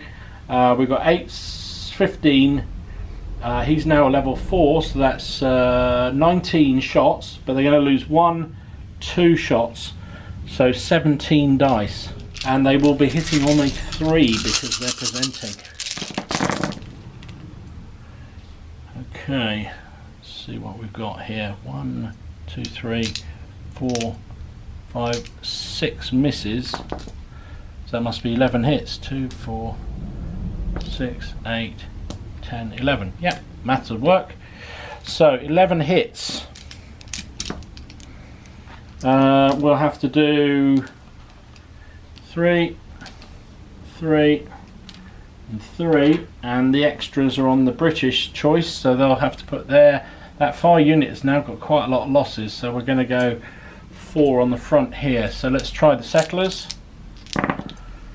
They lose a man and they get to no shock, so just 1 man down. It can't be the officer himself, or can't be the local leader who's controlling them. So that is that one done. On the Captain Fortescue, oh, he's really dodging the bullet tonight, so that's 2 shock, but he's double to 4, so they're up to 6 shock now, and the other 3 shots on the far side column is 2, which is double to 4 again, which puts them on 4, 5, 6, 7, 8, 9. 9 shock. So that is, there are 7 8-man units, so that's 1 over, which means they have to withdraw an inch. I believe the rest of the line can go with them. Whoops. So we'll just sort this out and I'll be back. Okay, so the British have retired 1 inch. The other half of the formation can go back with it to maintain the formation. However, it is a bad thing that's happened. British roll of 4, which I think is 1. Yeah, 1 point off their force morale. So both sides are down to 9 on their force morale. Okay, losses are mounting, or shock is mounting on the British. Good effect by the French there. So I think, as they presented, they are now unloaded again. So I think that shot practice from them was well worth it. Worked out very nicely indeed. British flag. French 4. French 4 is the natives in the building. Now, they've got 5 shock. The level 2 commander, so they'll remove 1 shock. That's an easy thing for them.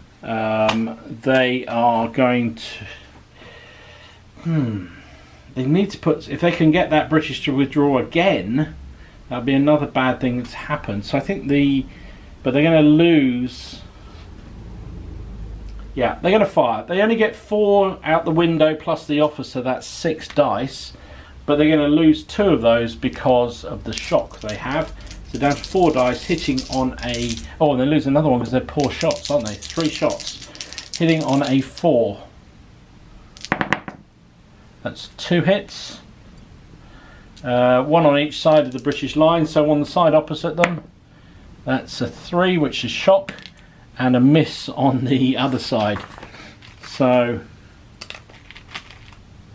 another shock on those means they will have to retire again another inch, and the British line is slowly recoiling. There we go. So it's another bad thing that's happened. Another 5 this time, so that's 1 more off the British force morale. They're down to 8. And the Indians will reload. French flag. Let's put it on that side, then I see what's been and what hasn't. British flag.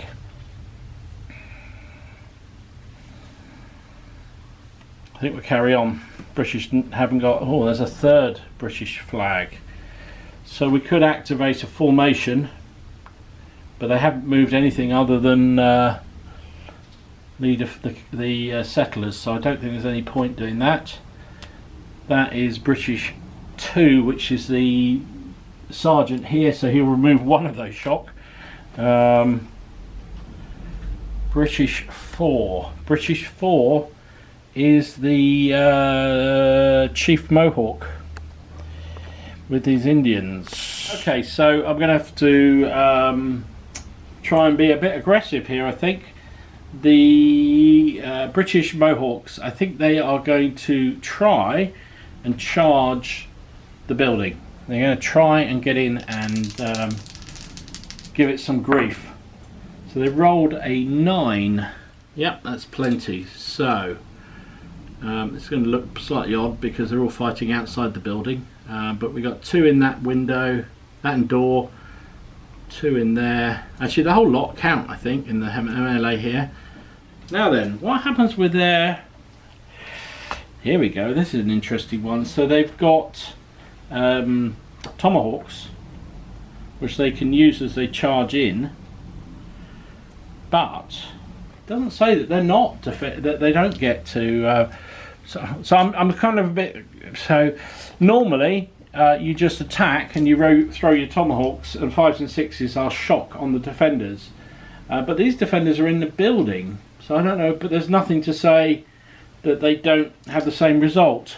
But it seems a bit tough. What I'm going to rule is they get half their tomahawks, because there'll be some protection for the building, and it just seems overly tough. So I'm going to roll, there's a unit of 12 plus the officer, so I'm going to roll 7 dice. And they get 3 shock on the French Indians. Yeah, it doesn't say in the rules about using tomahawks against defenders. And it just seems a little bit tough for the, if the French had been not getting, you know, yeah, just because they're defending, it seemed odd. Anyway, so we've got 2, 4, 6, 7, plus the leader 8, so that's more than half the French are still alive. Oh, they're only 1 off having to retire. So we'll do the hand-to-hand then. The British Indians. So both sides get their tribal troops. So they get 8 dice each. 2. Both sides get 8 dice each. They're both throwing their leaders in. So that's another 2 dice on each side. Any command cards to be used? No, I think, well, the French might use one of their command cards. Might as well. So they're going to burn theirs, but I think I'm going to save mine for the... I don't know. It's difficult, isn't it? I think they will. The British are going to hold off using theirs for the moment. Both are aggressive, so they both get 2 extra dice. Sorry, excuse me rattling. I'm trying to find some extra dice because I've got so many.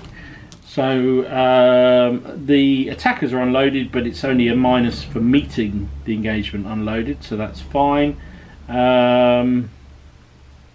Each 2 points of shock loses a dice. So the French Indians have 2, 4, 6, 7 shocks, so that's 3 dice off their total. They are the British are attacking a major obstacle or a building. So that is half the dice removed. So they have 2, 4, 6, 8, 10, 12. So they lose 6. Ouch. This may not be terribly wise here. That's it. So yeah, not the odds I was hoping. So 6 British dice against 2, 4, 6, 8, 10 French dice. Eek. See what the Brits can do. 1 hit. one hit, and that is it. The French Indians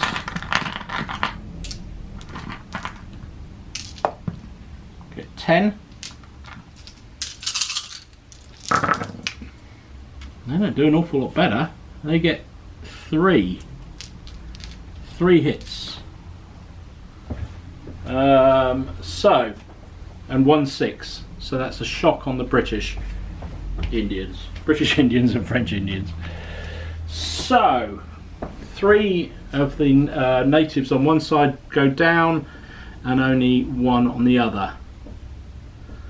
So it's a clear victory for the French defenders. Is it the French chief?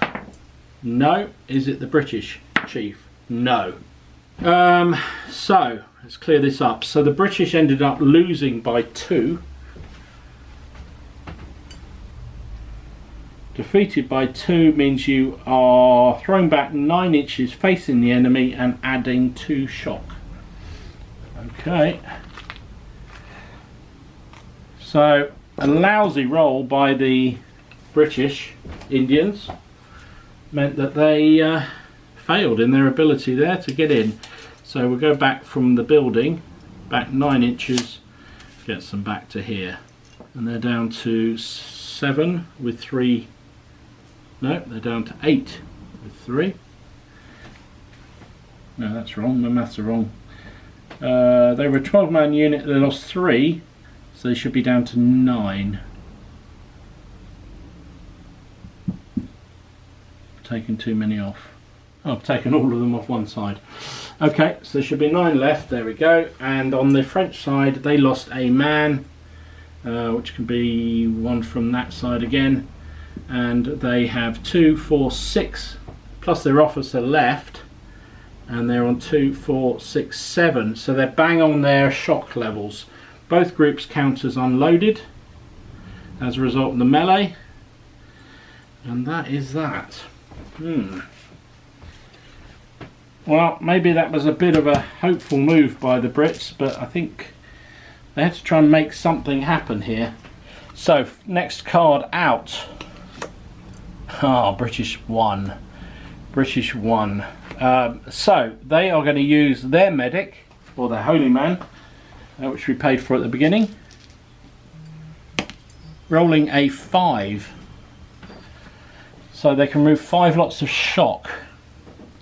So let's take 3 off this side and 2 off this side. These are the guys for this unit, which gets them down to 4 on this side and 2, 4, 6 on the other side.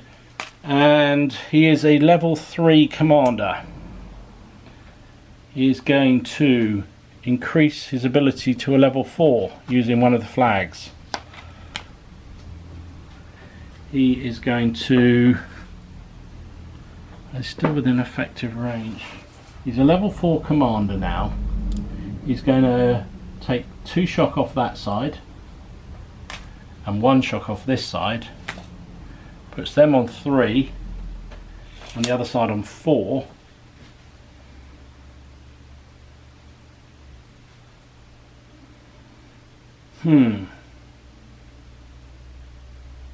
We know the French have gone, they can't react, so I think we're just going to present and fire straight down the, again, see if we can put some pressure.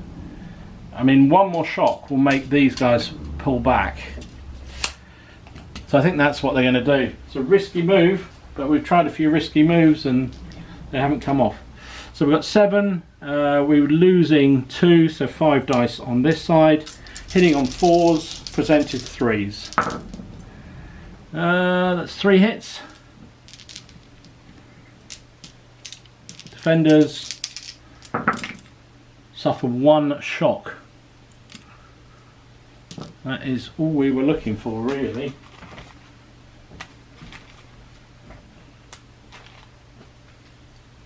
So that puts them 1 over their shock.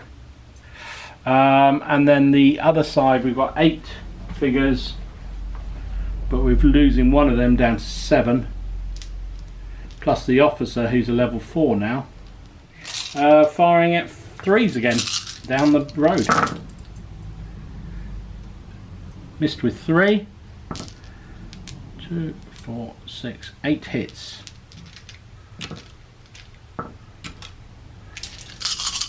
Effect on the French's barrier, on the barrier. 2 dead. That's a reroll. 3 dead and a shock. 3 dead and a shock. So is it their big man? No. It's just 3 dead and a shock. That unit, I say unit, that group is down to just 2 men and the officer, and they've got 3 shock. So they're basically the minimum they can get. The natives in the building, put smoke down for the British because they presented and fired, so they can't reload. The natives in the building are 1 over their shock, so do they have to withdraw because they're in a building? Say not. So tribal troops go 1 each. So I'm basically going to order or sort of say that they've fallen back away from the windows because they are shocked by all the fire that's come in on them. French 2 is the officer who just took a volley, so they will reload. Oh, so they will take 1 of the shock off, so they're down to 2 shock with 2 men and an officer. We've only got 3 cards left, and I've got 2 possible shot practices. I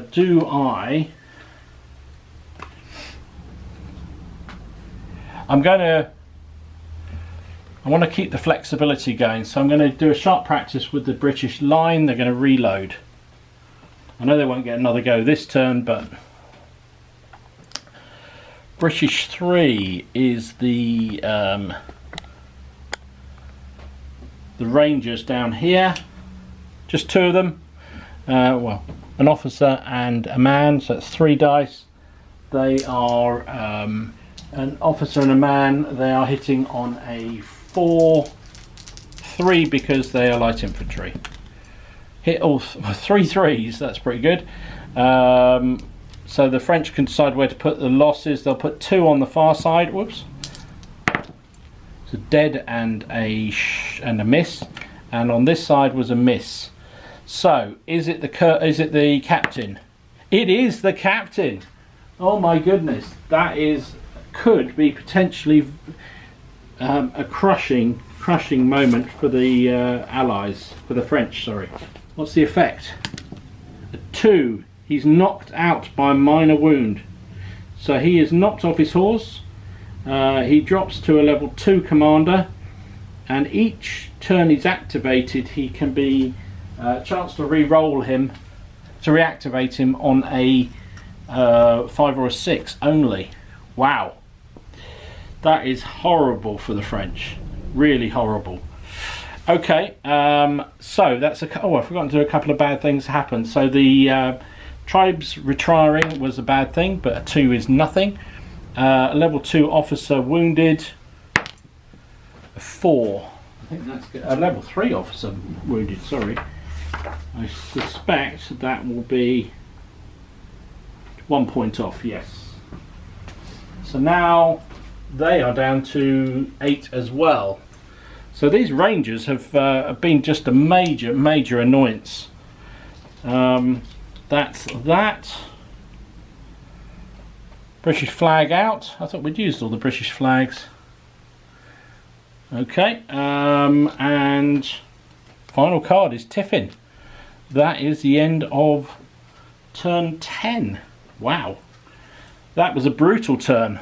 So let's have a quick recap while I shuffle the cards. We have the French natives in the church just about repelled the attack. Well, actually quite convincingly repelled the attack by the British natives, but a volley from the British line forced them to retire.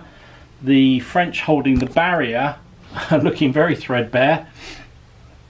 But what was absolutely devastating that turn was this annoying Ranger unit, which has definitely been man of the MVP so far, fired again and only caused 1 effect, but that was to knock Captain LaSalle off his horse and wound him in the process. So he is inactive, which means this group can only activate on cards until he stands back up and gets going again.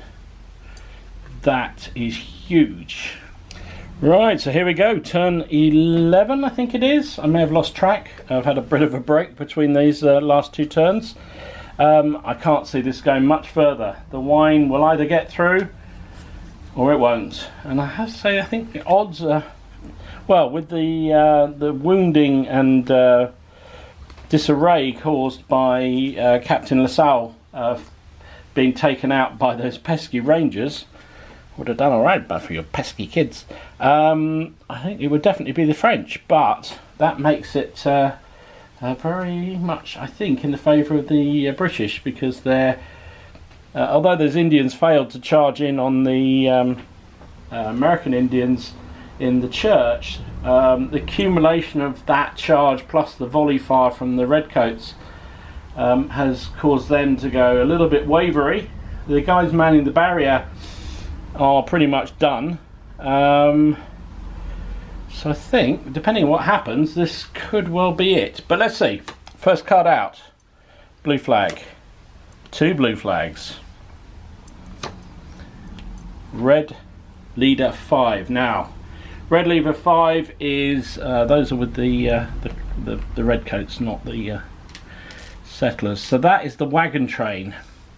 Annoyingly, it can't move because it's got a line of redcoats right in the way of it, and it can't go over the fencing. So I think all they're going to do is fire the remaining, what we've got left, 4 of the wagon guards plus the officer, 5 dice into this French line. We are hitting on a 4, straight up 4. That is 4 hits. So 2 hits on the left hand side of the French line is a death and a nothing, and the other side is nothing at all, because they are classed as being cover. Can't be the officer. Oh, could it be Captain LaSalle taking another bullet as he stands up, because he is on that side of the line? No, it's not. It's another one of the French, an unnamed man. So that is the settlers fired and reloaded. Next out, it's a red flag this time. Red leader 4. Red leader 4 is the Indians. Now then,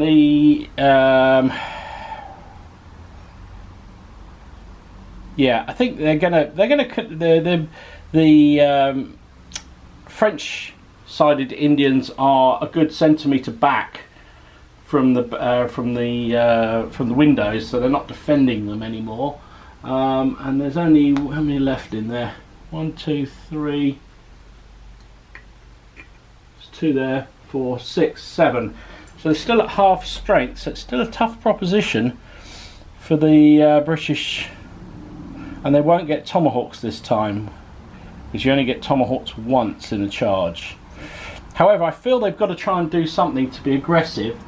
So they're going to take, he's a level 2 leader, so he'll take one of the shocks off. And he is going to charge into the building again. Rolls a 9. That's plenty distance to do that. Yeah. And they come in here and it's another what for? Both sides unloaded. Both sides stacked with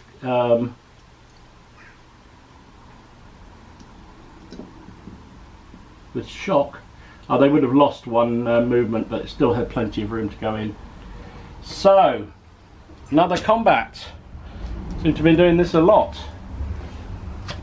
in this game. So we have, I think it's up to half strength is the wording of the thing.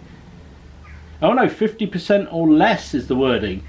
So they only get 4 dice, the French. This could be the turning point. The British Indians get 8 dice because they are over half strength.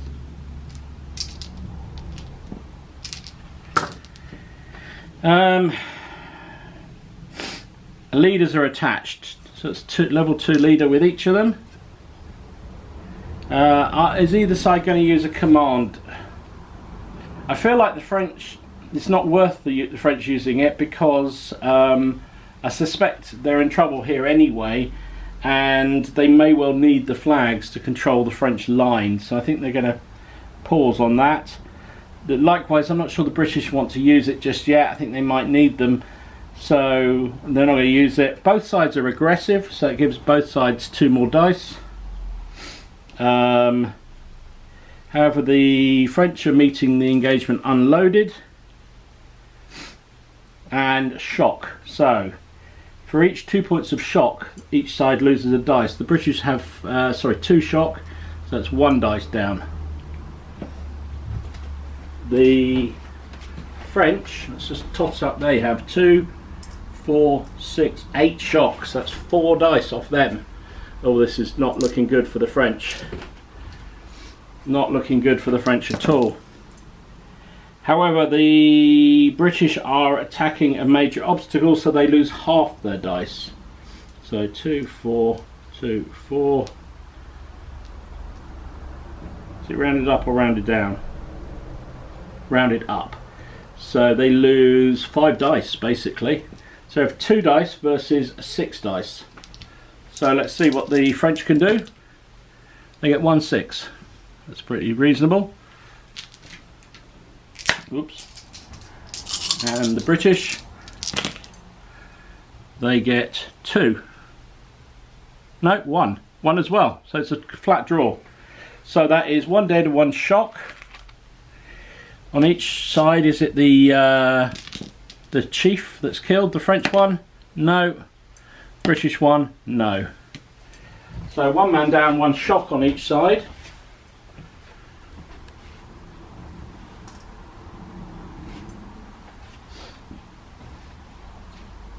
So that was a draw. Fight again immediately unless one side breaks due to shock. This occurs for a maximum of 3 rounds. Okay, so we carry on. Now I think because the British Indians have actually, so I gave the French Indians an advantage on defending the obstacle, but because they were actually an inch back, but I think now this draw is ongoing. I think we're going to rule that there is no obstacle involved here. I think that seems reasonable to me. You can complain all you like, but it's my game. Right, so the French get 4 dice, we know, because they're half strength. The British get 8 dice, because they're still full more than half. 2, 4, 6, 8.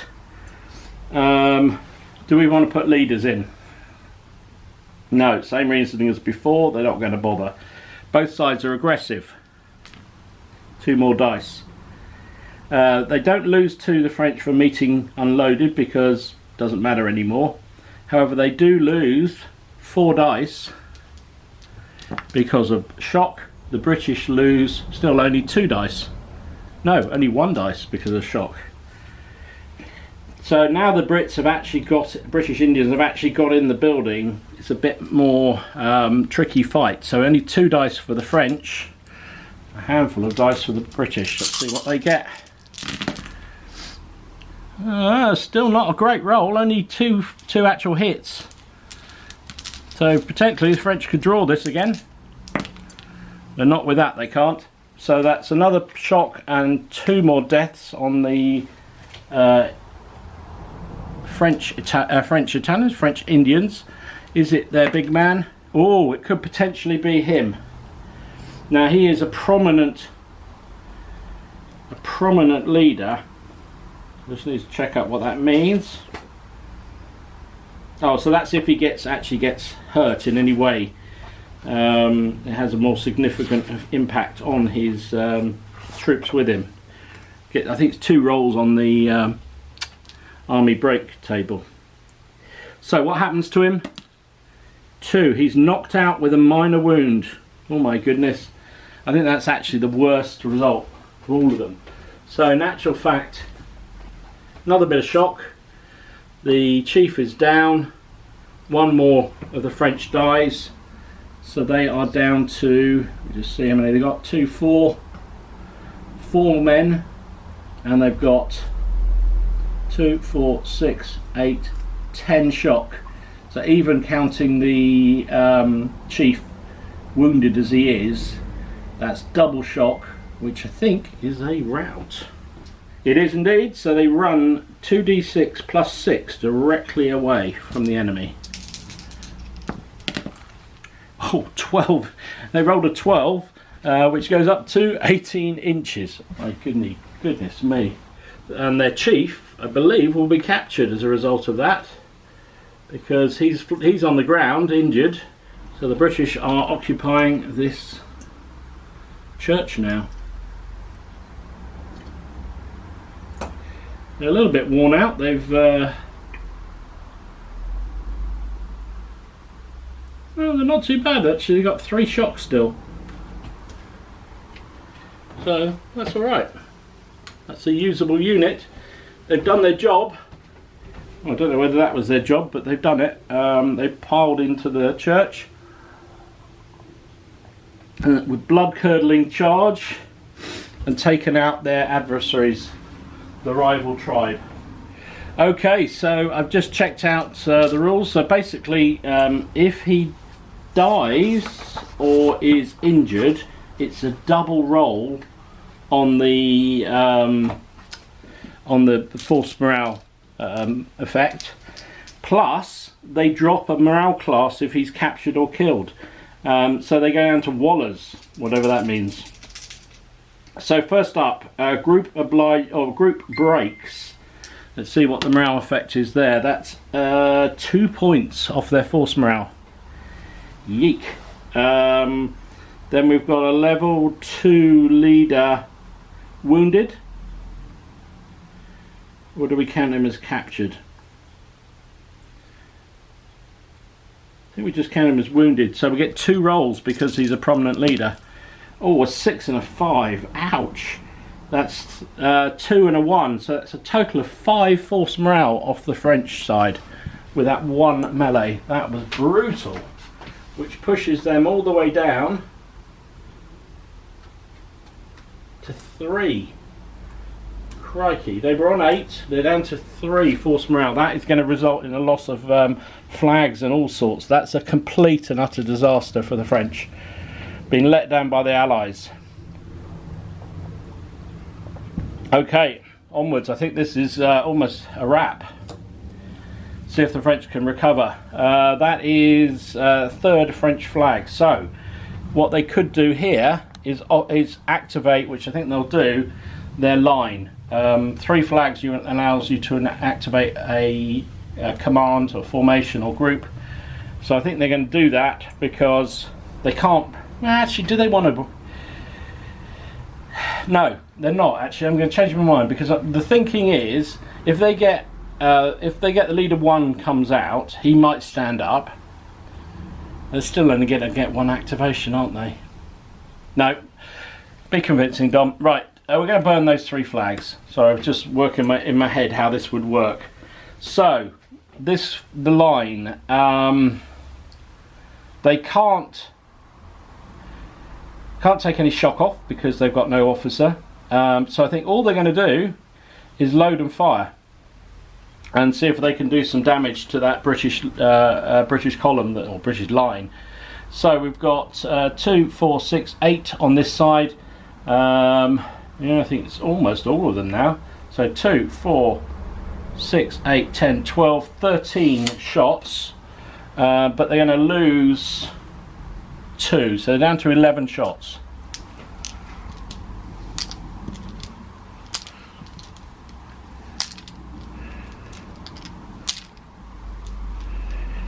Eleven shots will be hitting on a 4.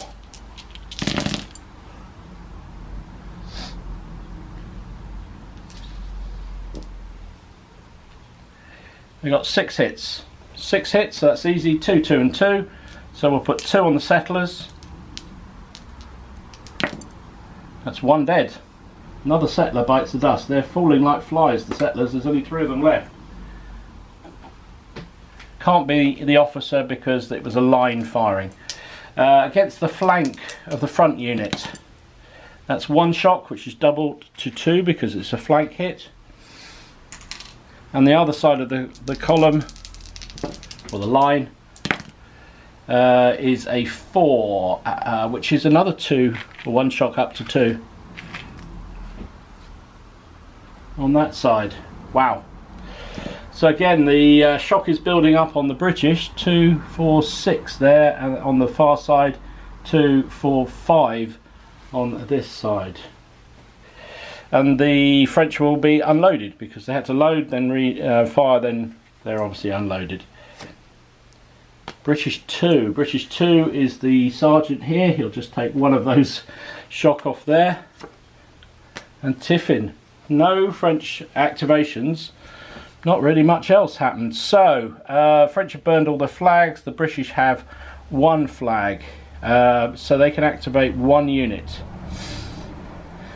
Do they try and activate the line, or better still, do they fire again with the 2 Rangers behind the flank? See if they can put yet more shock on that French line. I think, no, the objective is to get this truck off. Travis, we've got a lot of shock here. We've got 5 on the front, we've got 2, 4, 5 on the other side, so we've got a total of 10 shock, which is going to be 2 figures removing. They can't really fire because, well, they just fire half the line. Well, I don't know, because if they're volleying, they'd volley into the barn where the I think we're going to have to activate the Rangers instead, so that's what we're going to do. 3 dice firing into the flank of this formation, hitting on 3s. All 3 hits. French will choose to put 2 on this unit. That's one shock, which is doubled to 2. Flank shots are an absolute nightmare. And then 1 on the side where Captain LaSalle's on the ground and does nothing at all this time. So that is the end of turn 11. We're back with turn 12. Right, we're back for turn 12. Because the French force morale is down to 3, they lose 2 of their flags. So it isn't possible anymore for them to get reactivate a unit that's already activated, or even activate a command. Formations. They can only really activate groups now. So I think this is looking very dodgy. The British are still in a lot of shock. So I don't know. British 3. Oh my goodness. It's Roy and the Rangers again. What is his name? I've forgotten. Oh, of course, it's Rogers. Rogers Rangers. So he is just going to fire again into the poor, unfortunate French line, who are just milling around going, oh my God, our leader's down. We've got boys behind us. We can see the wine about to escape. Ugh. 4s, B3s to hit. So he missed with 2. So 1 on each side. 1 on the side with the leader down is a miss. And 1 on the side without the leader down is a kill. That's their first loss on that side. So they are down to 7 men. They've got 2, 4, 5 shock on this side. Luckily for them, in a way, death is better than a shock at this point. Oh, that could be the telling blow. British 1. British leader 1 is our colonel here. Now he's used his holy man, hasn't he? So I can't do much to remove all the shock here, and there is a lot of it. So what's he going to do? So he's a level 3 commander. He can't at the moment really volley because his volley from that half of the line will go straight into the church. So I think first up what he's going to do, he is going to remove one of the shocks off this formation. He's then going to break up his line. I think that's the only thing he can do at this point. He is going to order his own group to swing this way to try and deal with the threat coming their way. He rolls a 7. He's going to lose 2 inches because of all the shock, so that pushes it to 5, which should be enough to swing round. So it's foregoing the ability to shoot this turn, but it has a double function. A, he's not going to be hitting the flank anymore, and B, although he might be from the guys down on the barrier, B, it also allows the wagon to start moving again, and that at the end of the day is his mission. So I think he's got one order left, hasn't he? So I think what he's going to do is remove another shock off that unit there. There we go. Not the most dynamic move, but helps. Oh, it's all British again. Red 4 is the Mohawks in the church. They have they're unloaded and they have 3 shock. So they're going to reload.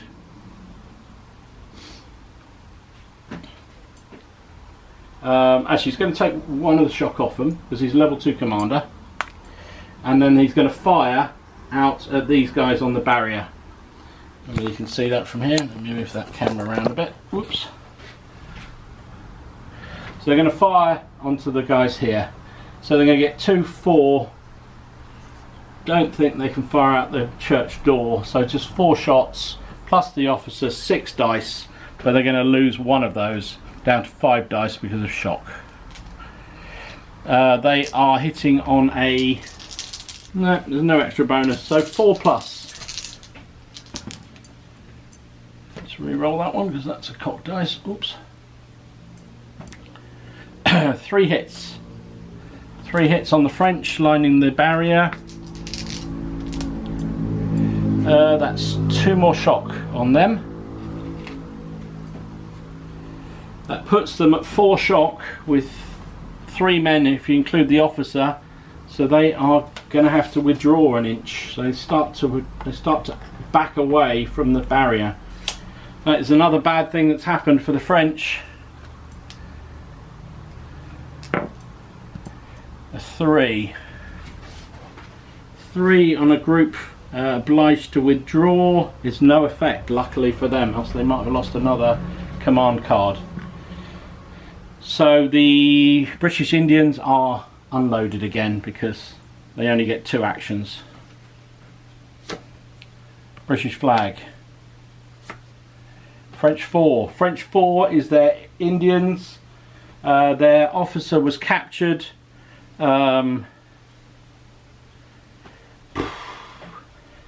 I don't think they're even going to bother trying to rally them. I think they're just, because the trouble is we could try and replace the officer, but they're in such a bad shape that means the officer will just run off the table as well, so they're just going to keep running.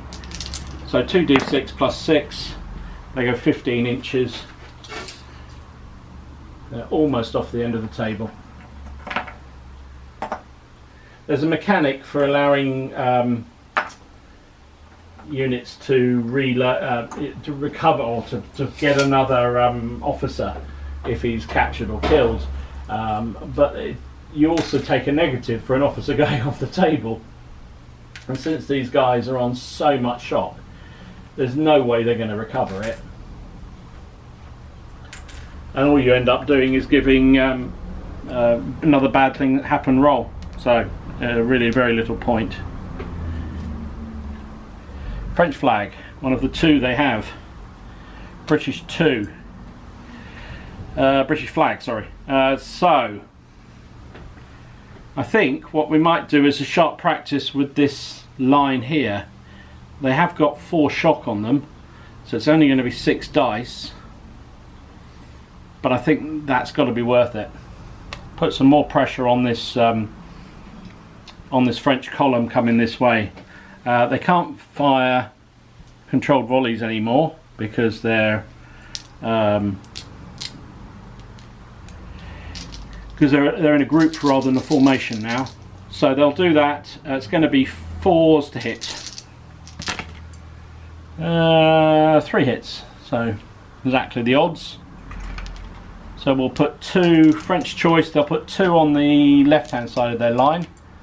That's 2 shock. And 1 on the other side.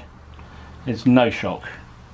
So 2 shock and no shock. So now the French are on 4 shock on their left hand side of the line and 5 on the other. The British line is unloaded. Well, this part of the line is unloaded. Next card, French 2. French 2 is the sergeant down the road who was on the barrier. He's only a level 1. Do we use the flag?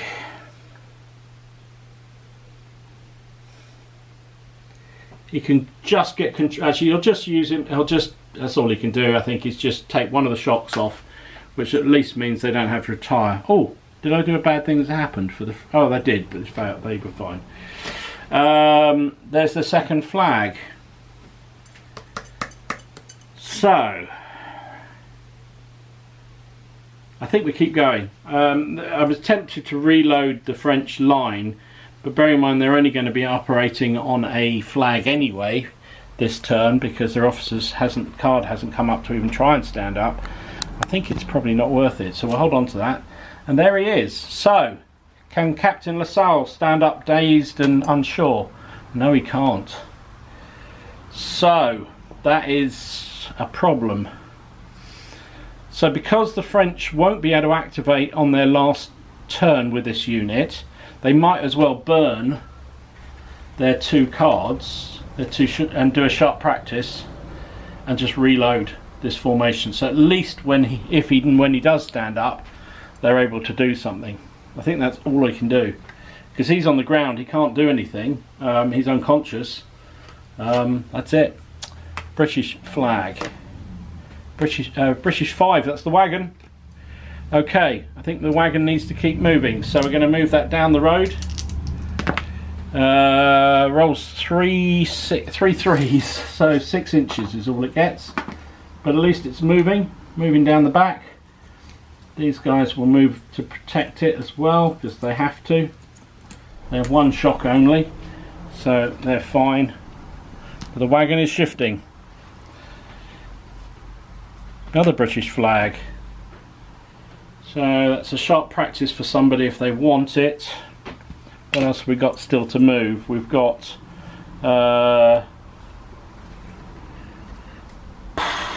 we've only got group 2 up the top there on the British side. Everything else on both sides has moved actually, so the British might as well take the free reload with these fellas, so they will reload. Next card. Oh, it's British 1. British 1. All the flags have gone, sorry, let's get rid of them. Right, sorry about that, just had to pause to take the bases off those French, because just every time I got close to them they were falling over the fence. Right, so British 1, that is the junior sergeant over the back there. His formation has 4 shock, but I think they need to keep moving, so they are going to roll 2 dice. 2 dice minus 2. They rolled an 11. Wow. So down to a 9. And they're going to head. That's the wagon one there. And there's the musician. Right. And we've only got 1 card left, so we know. There's Tiffin. It is indeed. So, this is. I keep saying this, but it's looking very dodgy for the French, and it certainly is. They are in serious poo-poo. But let's shuffle the pack and we'll start again. Right, onwards, turn 13. Look at those lovely figures that Sean painted. Beautiful job, beautiful job. Right, first card, British 2. British 2, as we know, is the sergeant. He's going to continue his trump round the back. He rolls 6, which goes down to a 4 because of the shock he has. He's only a level 1 commander, so he can't remove any shock. Just seems no point pushing him down the road as well, because we've got so many troops there. It's going to be a bit of a bottleneck, so might as well try and flank. French 2. French 2 is the sergeant defending, well, was defending the barrier. Now he's got a predicament here. He's only a level 1 commander. His troops are barely hanging on, but they are in a bit of a problem because they've got 3 shock, which means 1 more shock and they'll run again.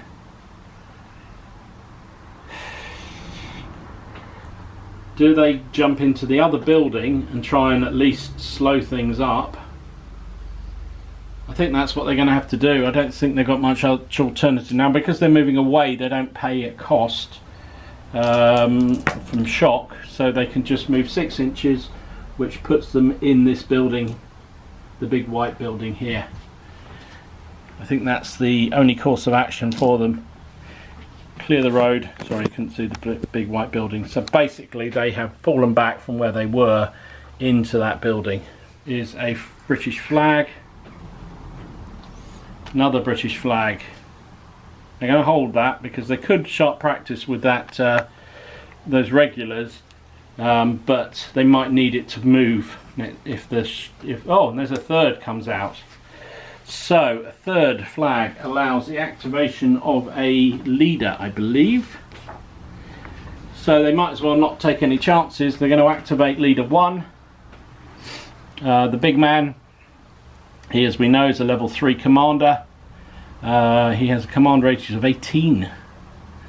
So first up, he is going to remove 1 of his own shock, which I've stupidly piled right underneath the truck. They're now down to 3, so that's a bit better. So that's his first order. He then going to order, he can't order them to present because they're a group now, not a formation. So I think he's just going to fire at those French. They now are 7 infantry plus the level 3 leader is 10 dice, hitting on 4s. Not so good. Lots of 2s this time. Okay, in the end. I think it was about exactly 50-50. 5 hits. So we'll put French choice. They'll put 3 hits on the left-hand side of their line, which is a good result. Only 1 shock, and 2 hits on the other side. There's 2 more shock on this side. So they're now on 2, 4, 6, 7 shock with 7 men. Any more and they're going to start retiring. His third order, sorry, the battery failed there. So his third order then. His third order, I think, is going to be to get the. You know what? We started being aggressive. Let's carry on being aggressive. So he is going to order the natives that are in his church to charge the remaining guys defending the barrier here. He's also going to throw in one of the flags, so they get a step out, which gives them an extra dice of movement, because they're probably going to need it. They've rolled, mind you, they just rolled, depends what they would have rolled. I've just rolled 6, 5 and a 1. So they do 12 inches. Then come out the front door. Oh, even if we reduce their movement for the hedge, which I'm not sure they would because they're tribesmen, they still get there. So they charge in their rampage. Now, it's a shame that I don't think they're allowed to use... oh, that's the captured guy. They're not allowed to use the tomahawks for a second time, sadly. I think that's a once and done weapon. So instead they will just rely on tomahawks and their bravery to go in on the French. French have 2 men and an officer left.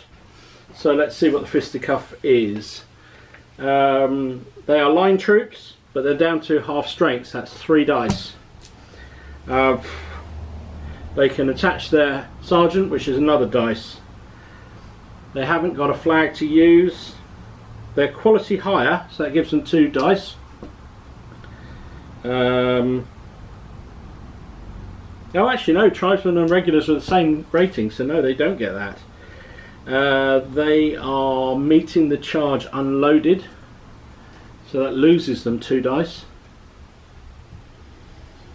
and they've also got 3 shock, so that's another dice down. So they're down to 1 dice. Eek, 1 dice.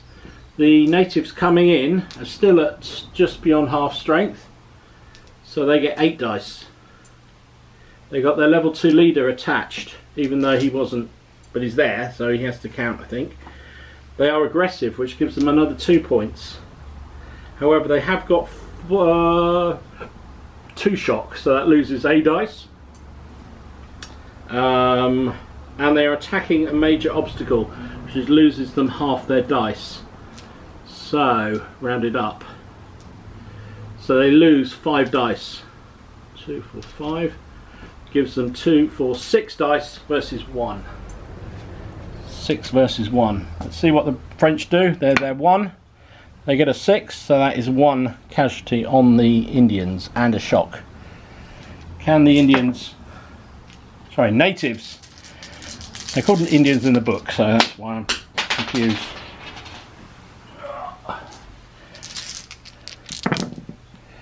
Oh yes, that's that's curtains for the French. 3 6s and a 5. So they are wiped out to a man, including the officer wherever he's gone. There he is.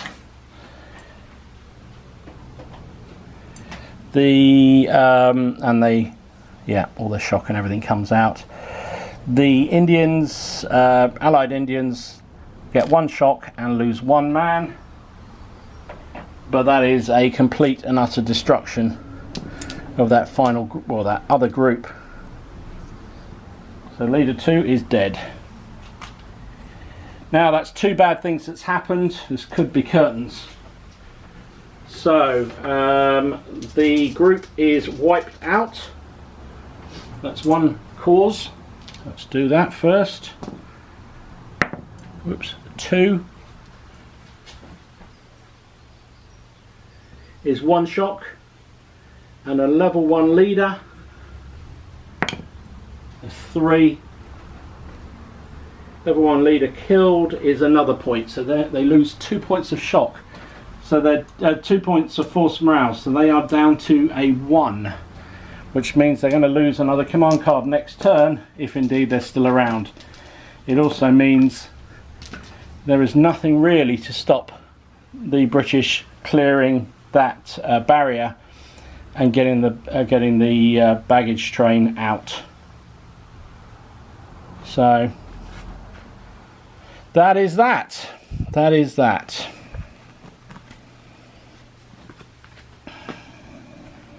Next card, Tiffin. I think that genuinely is it.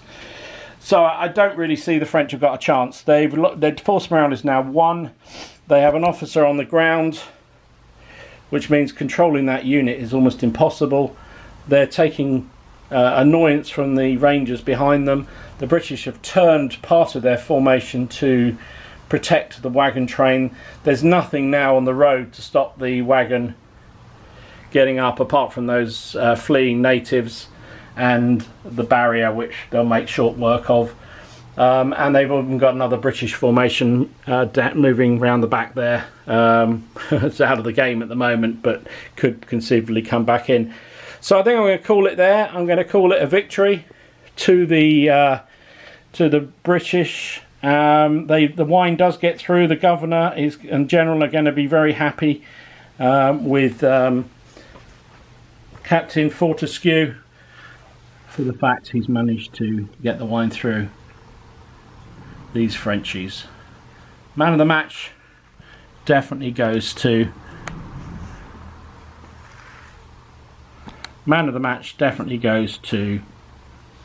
Captain Rogers and his Rangers. Started the battle with that brutal charge which cleared the Canadians out of the way, and even though he took a lot of shots from the musketeers, he managed to get away, get round the flank and just put annoying fire on those French to the point where they took down LaSalle, and after that the French were really in predicament. So there you go. Hope you enjoyed it. Let's pan out. Hope you enjoyed the game. If you did, please give it a like, give it a share, subscribe, I'm doing a few sort of solo games in the gaming room here, in the boot room. Also games from the club. And just sort of general hobby update videos that everybody seems to enjoy as well. So if you enjoy that sort of thing, hit the subscribe, hit the notification bell, and you know, consider being a patron. I've got a link down there. Also, I think the link now for buy me a coffee is also working, I think. Hopefully, let me know if it isn't. And if you want to support the channel, but that's entirely your own thing. I just throw it out there because everyone else does. Anyway, hope your gaming is going well. Hope you're having a good week. Stay safe, stay well, and I will see you again soon. This is Dom, signing out.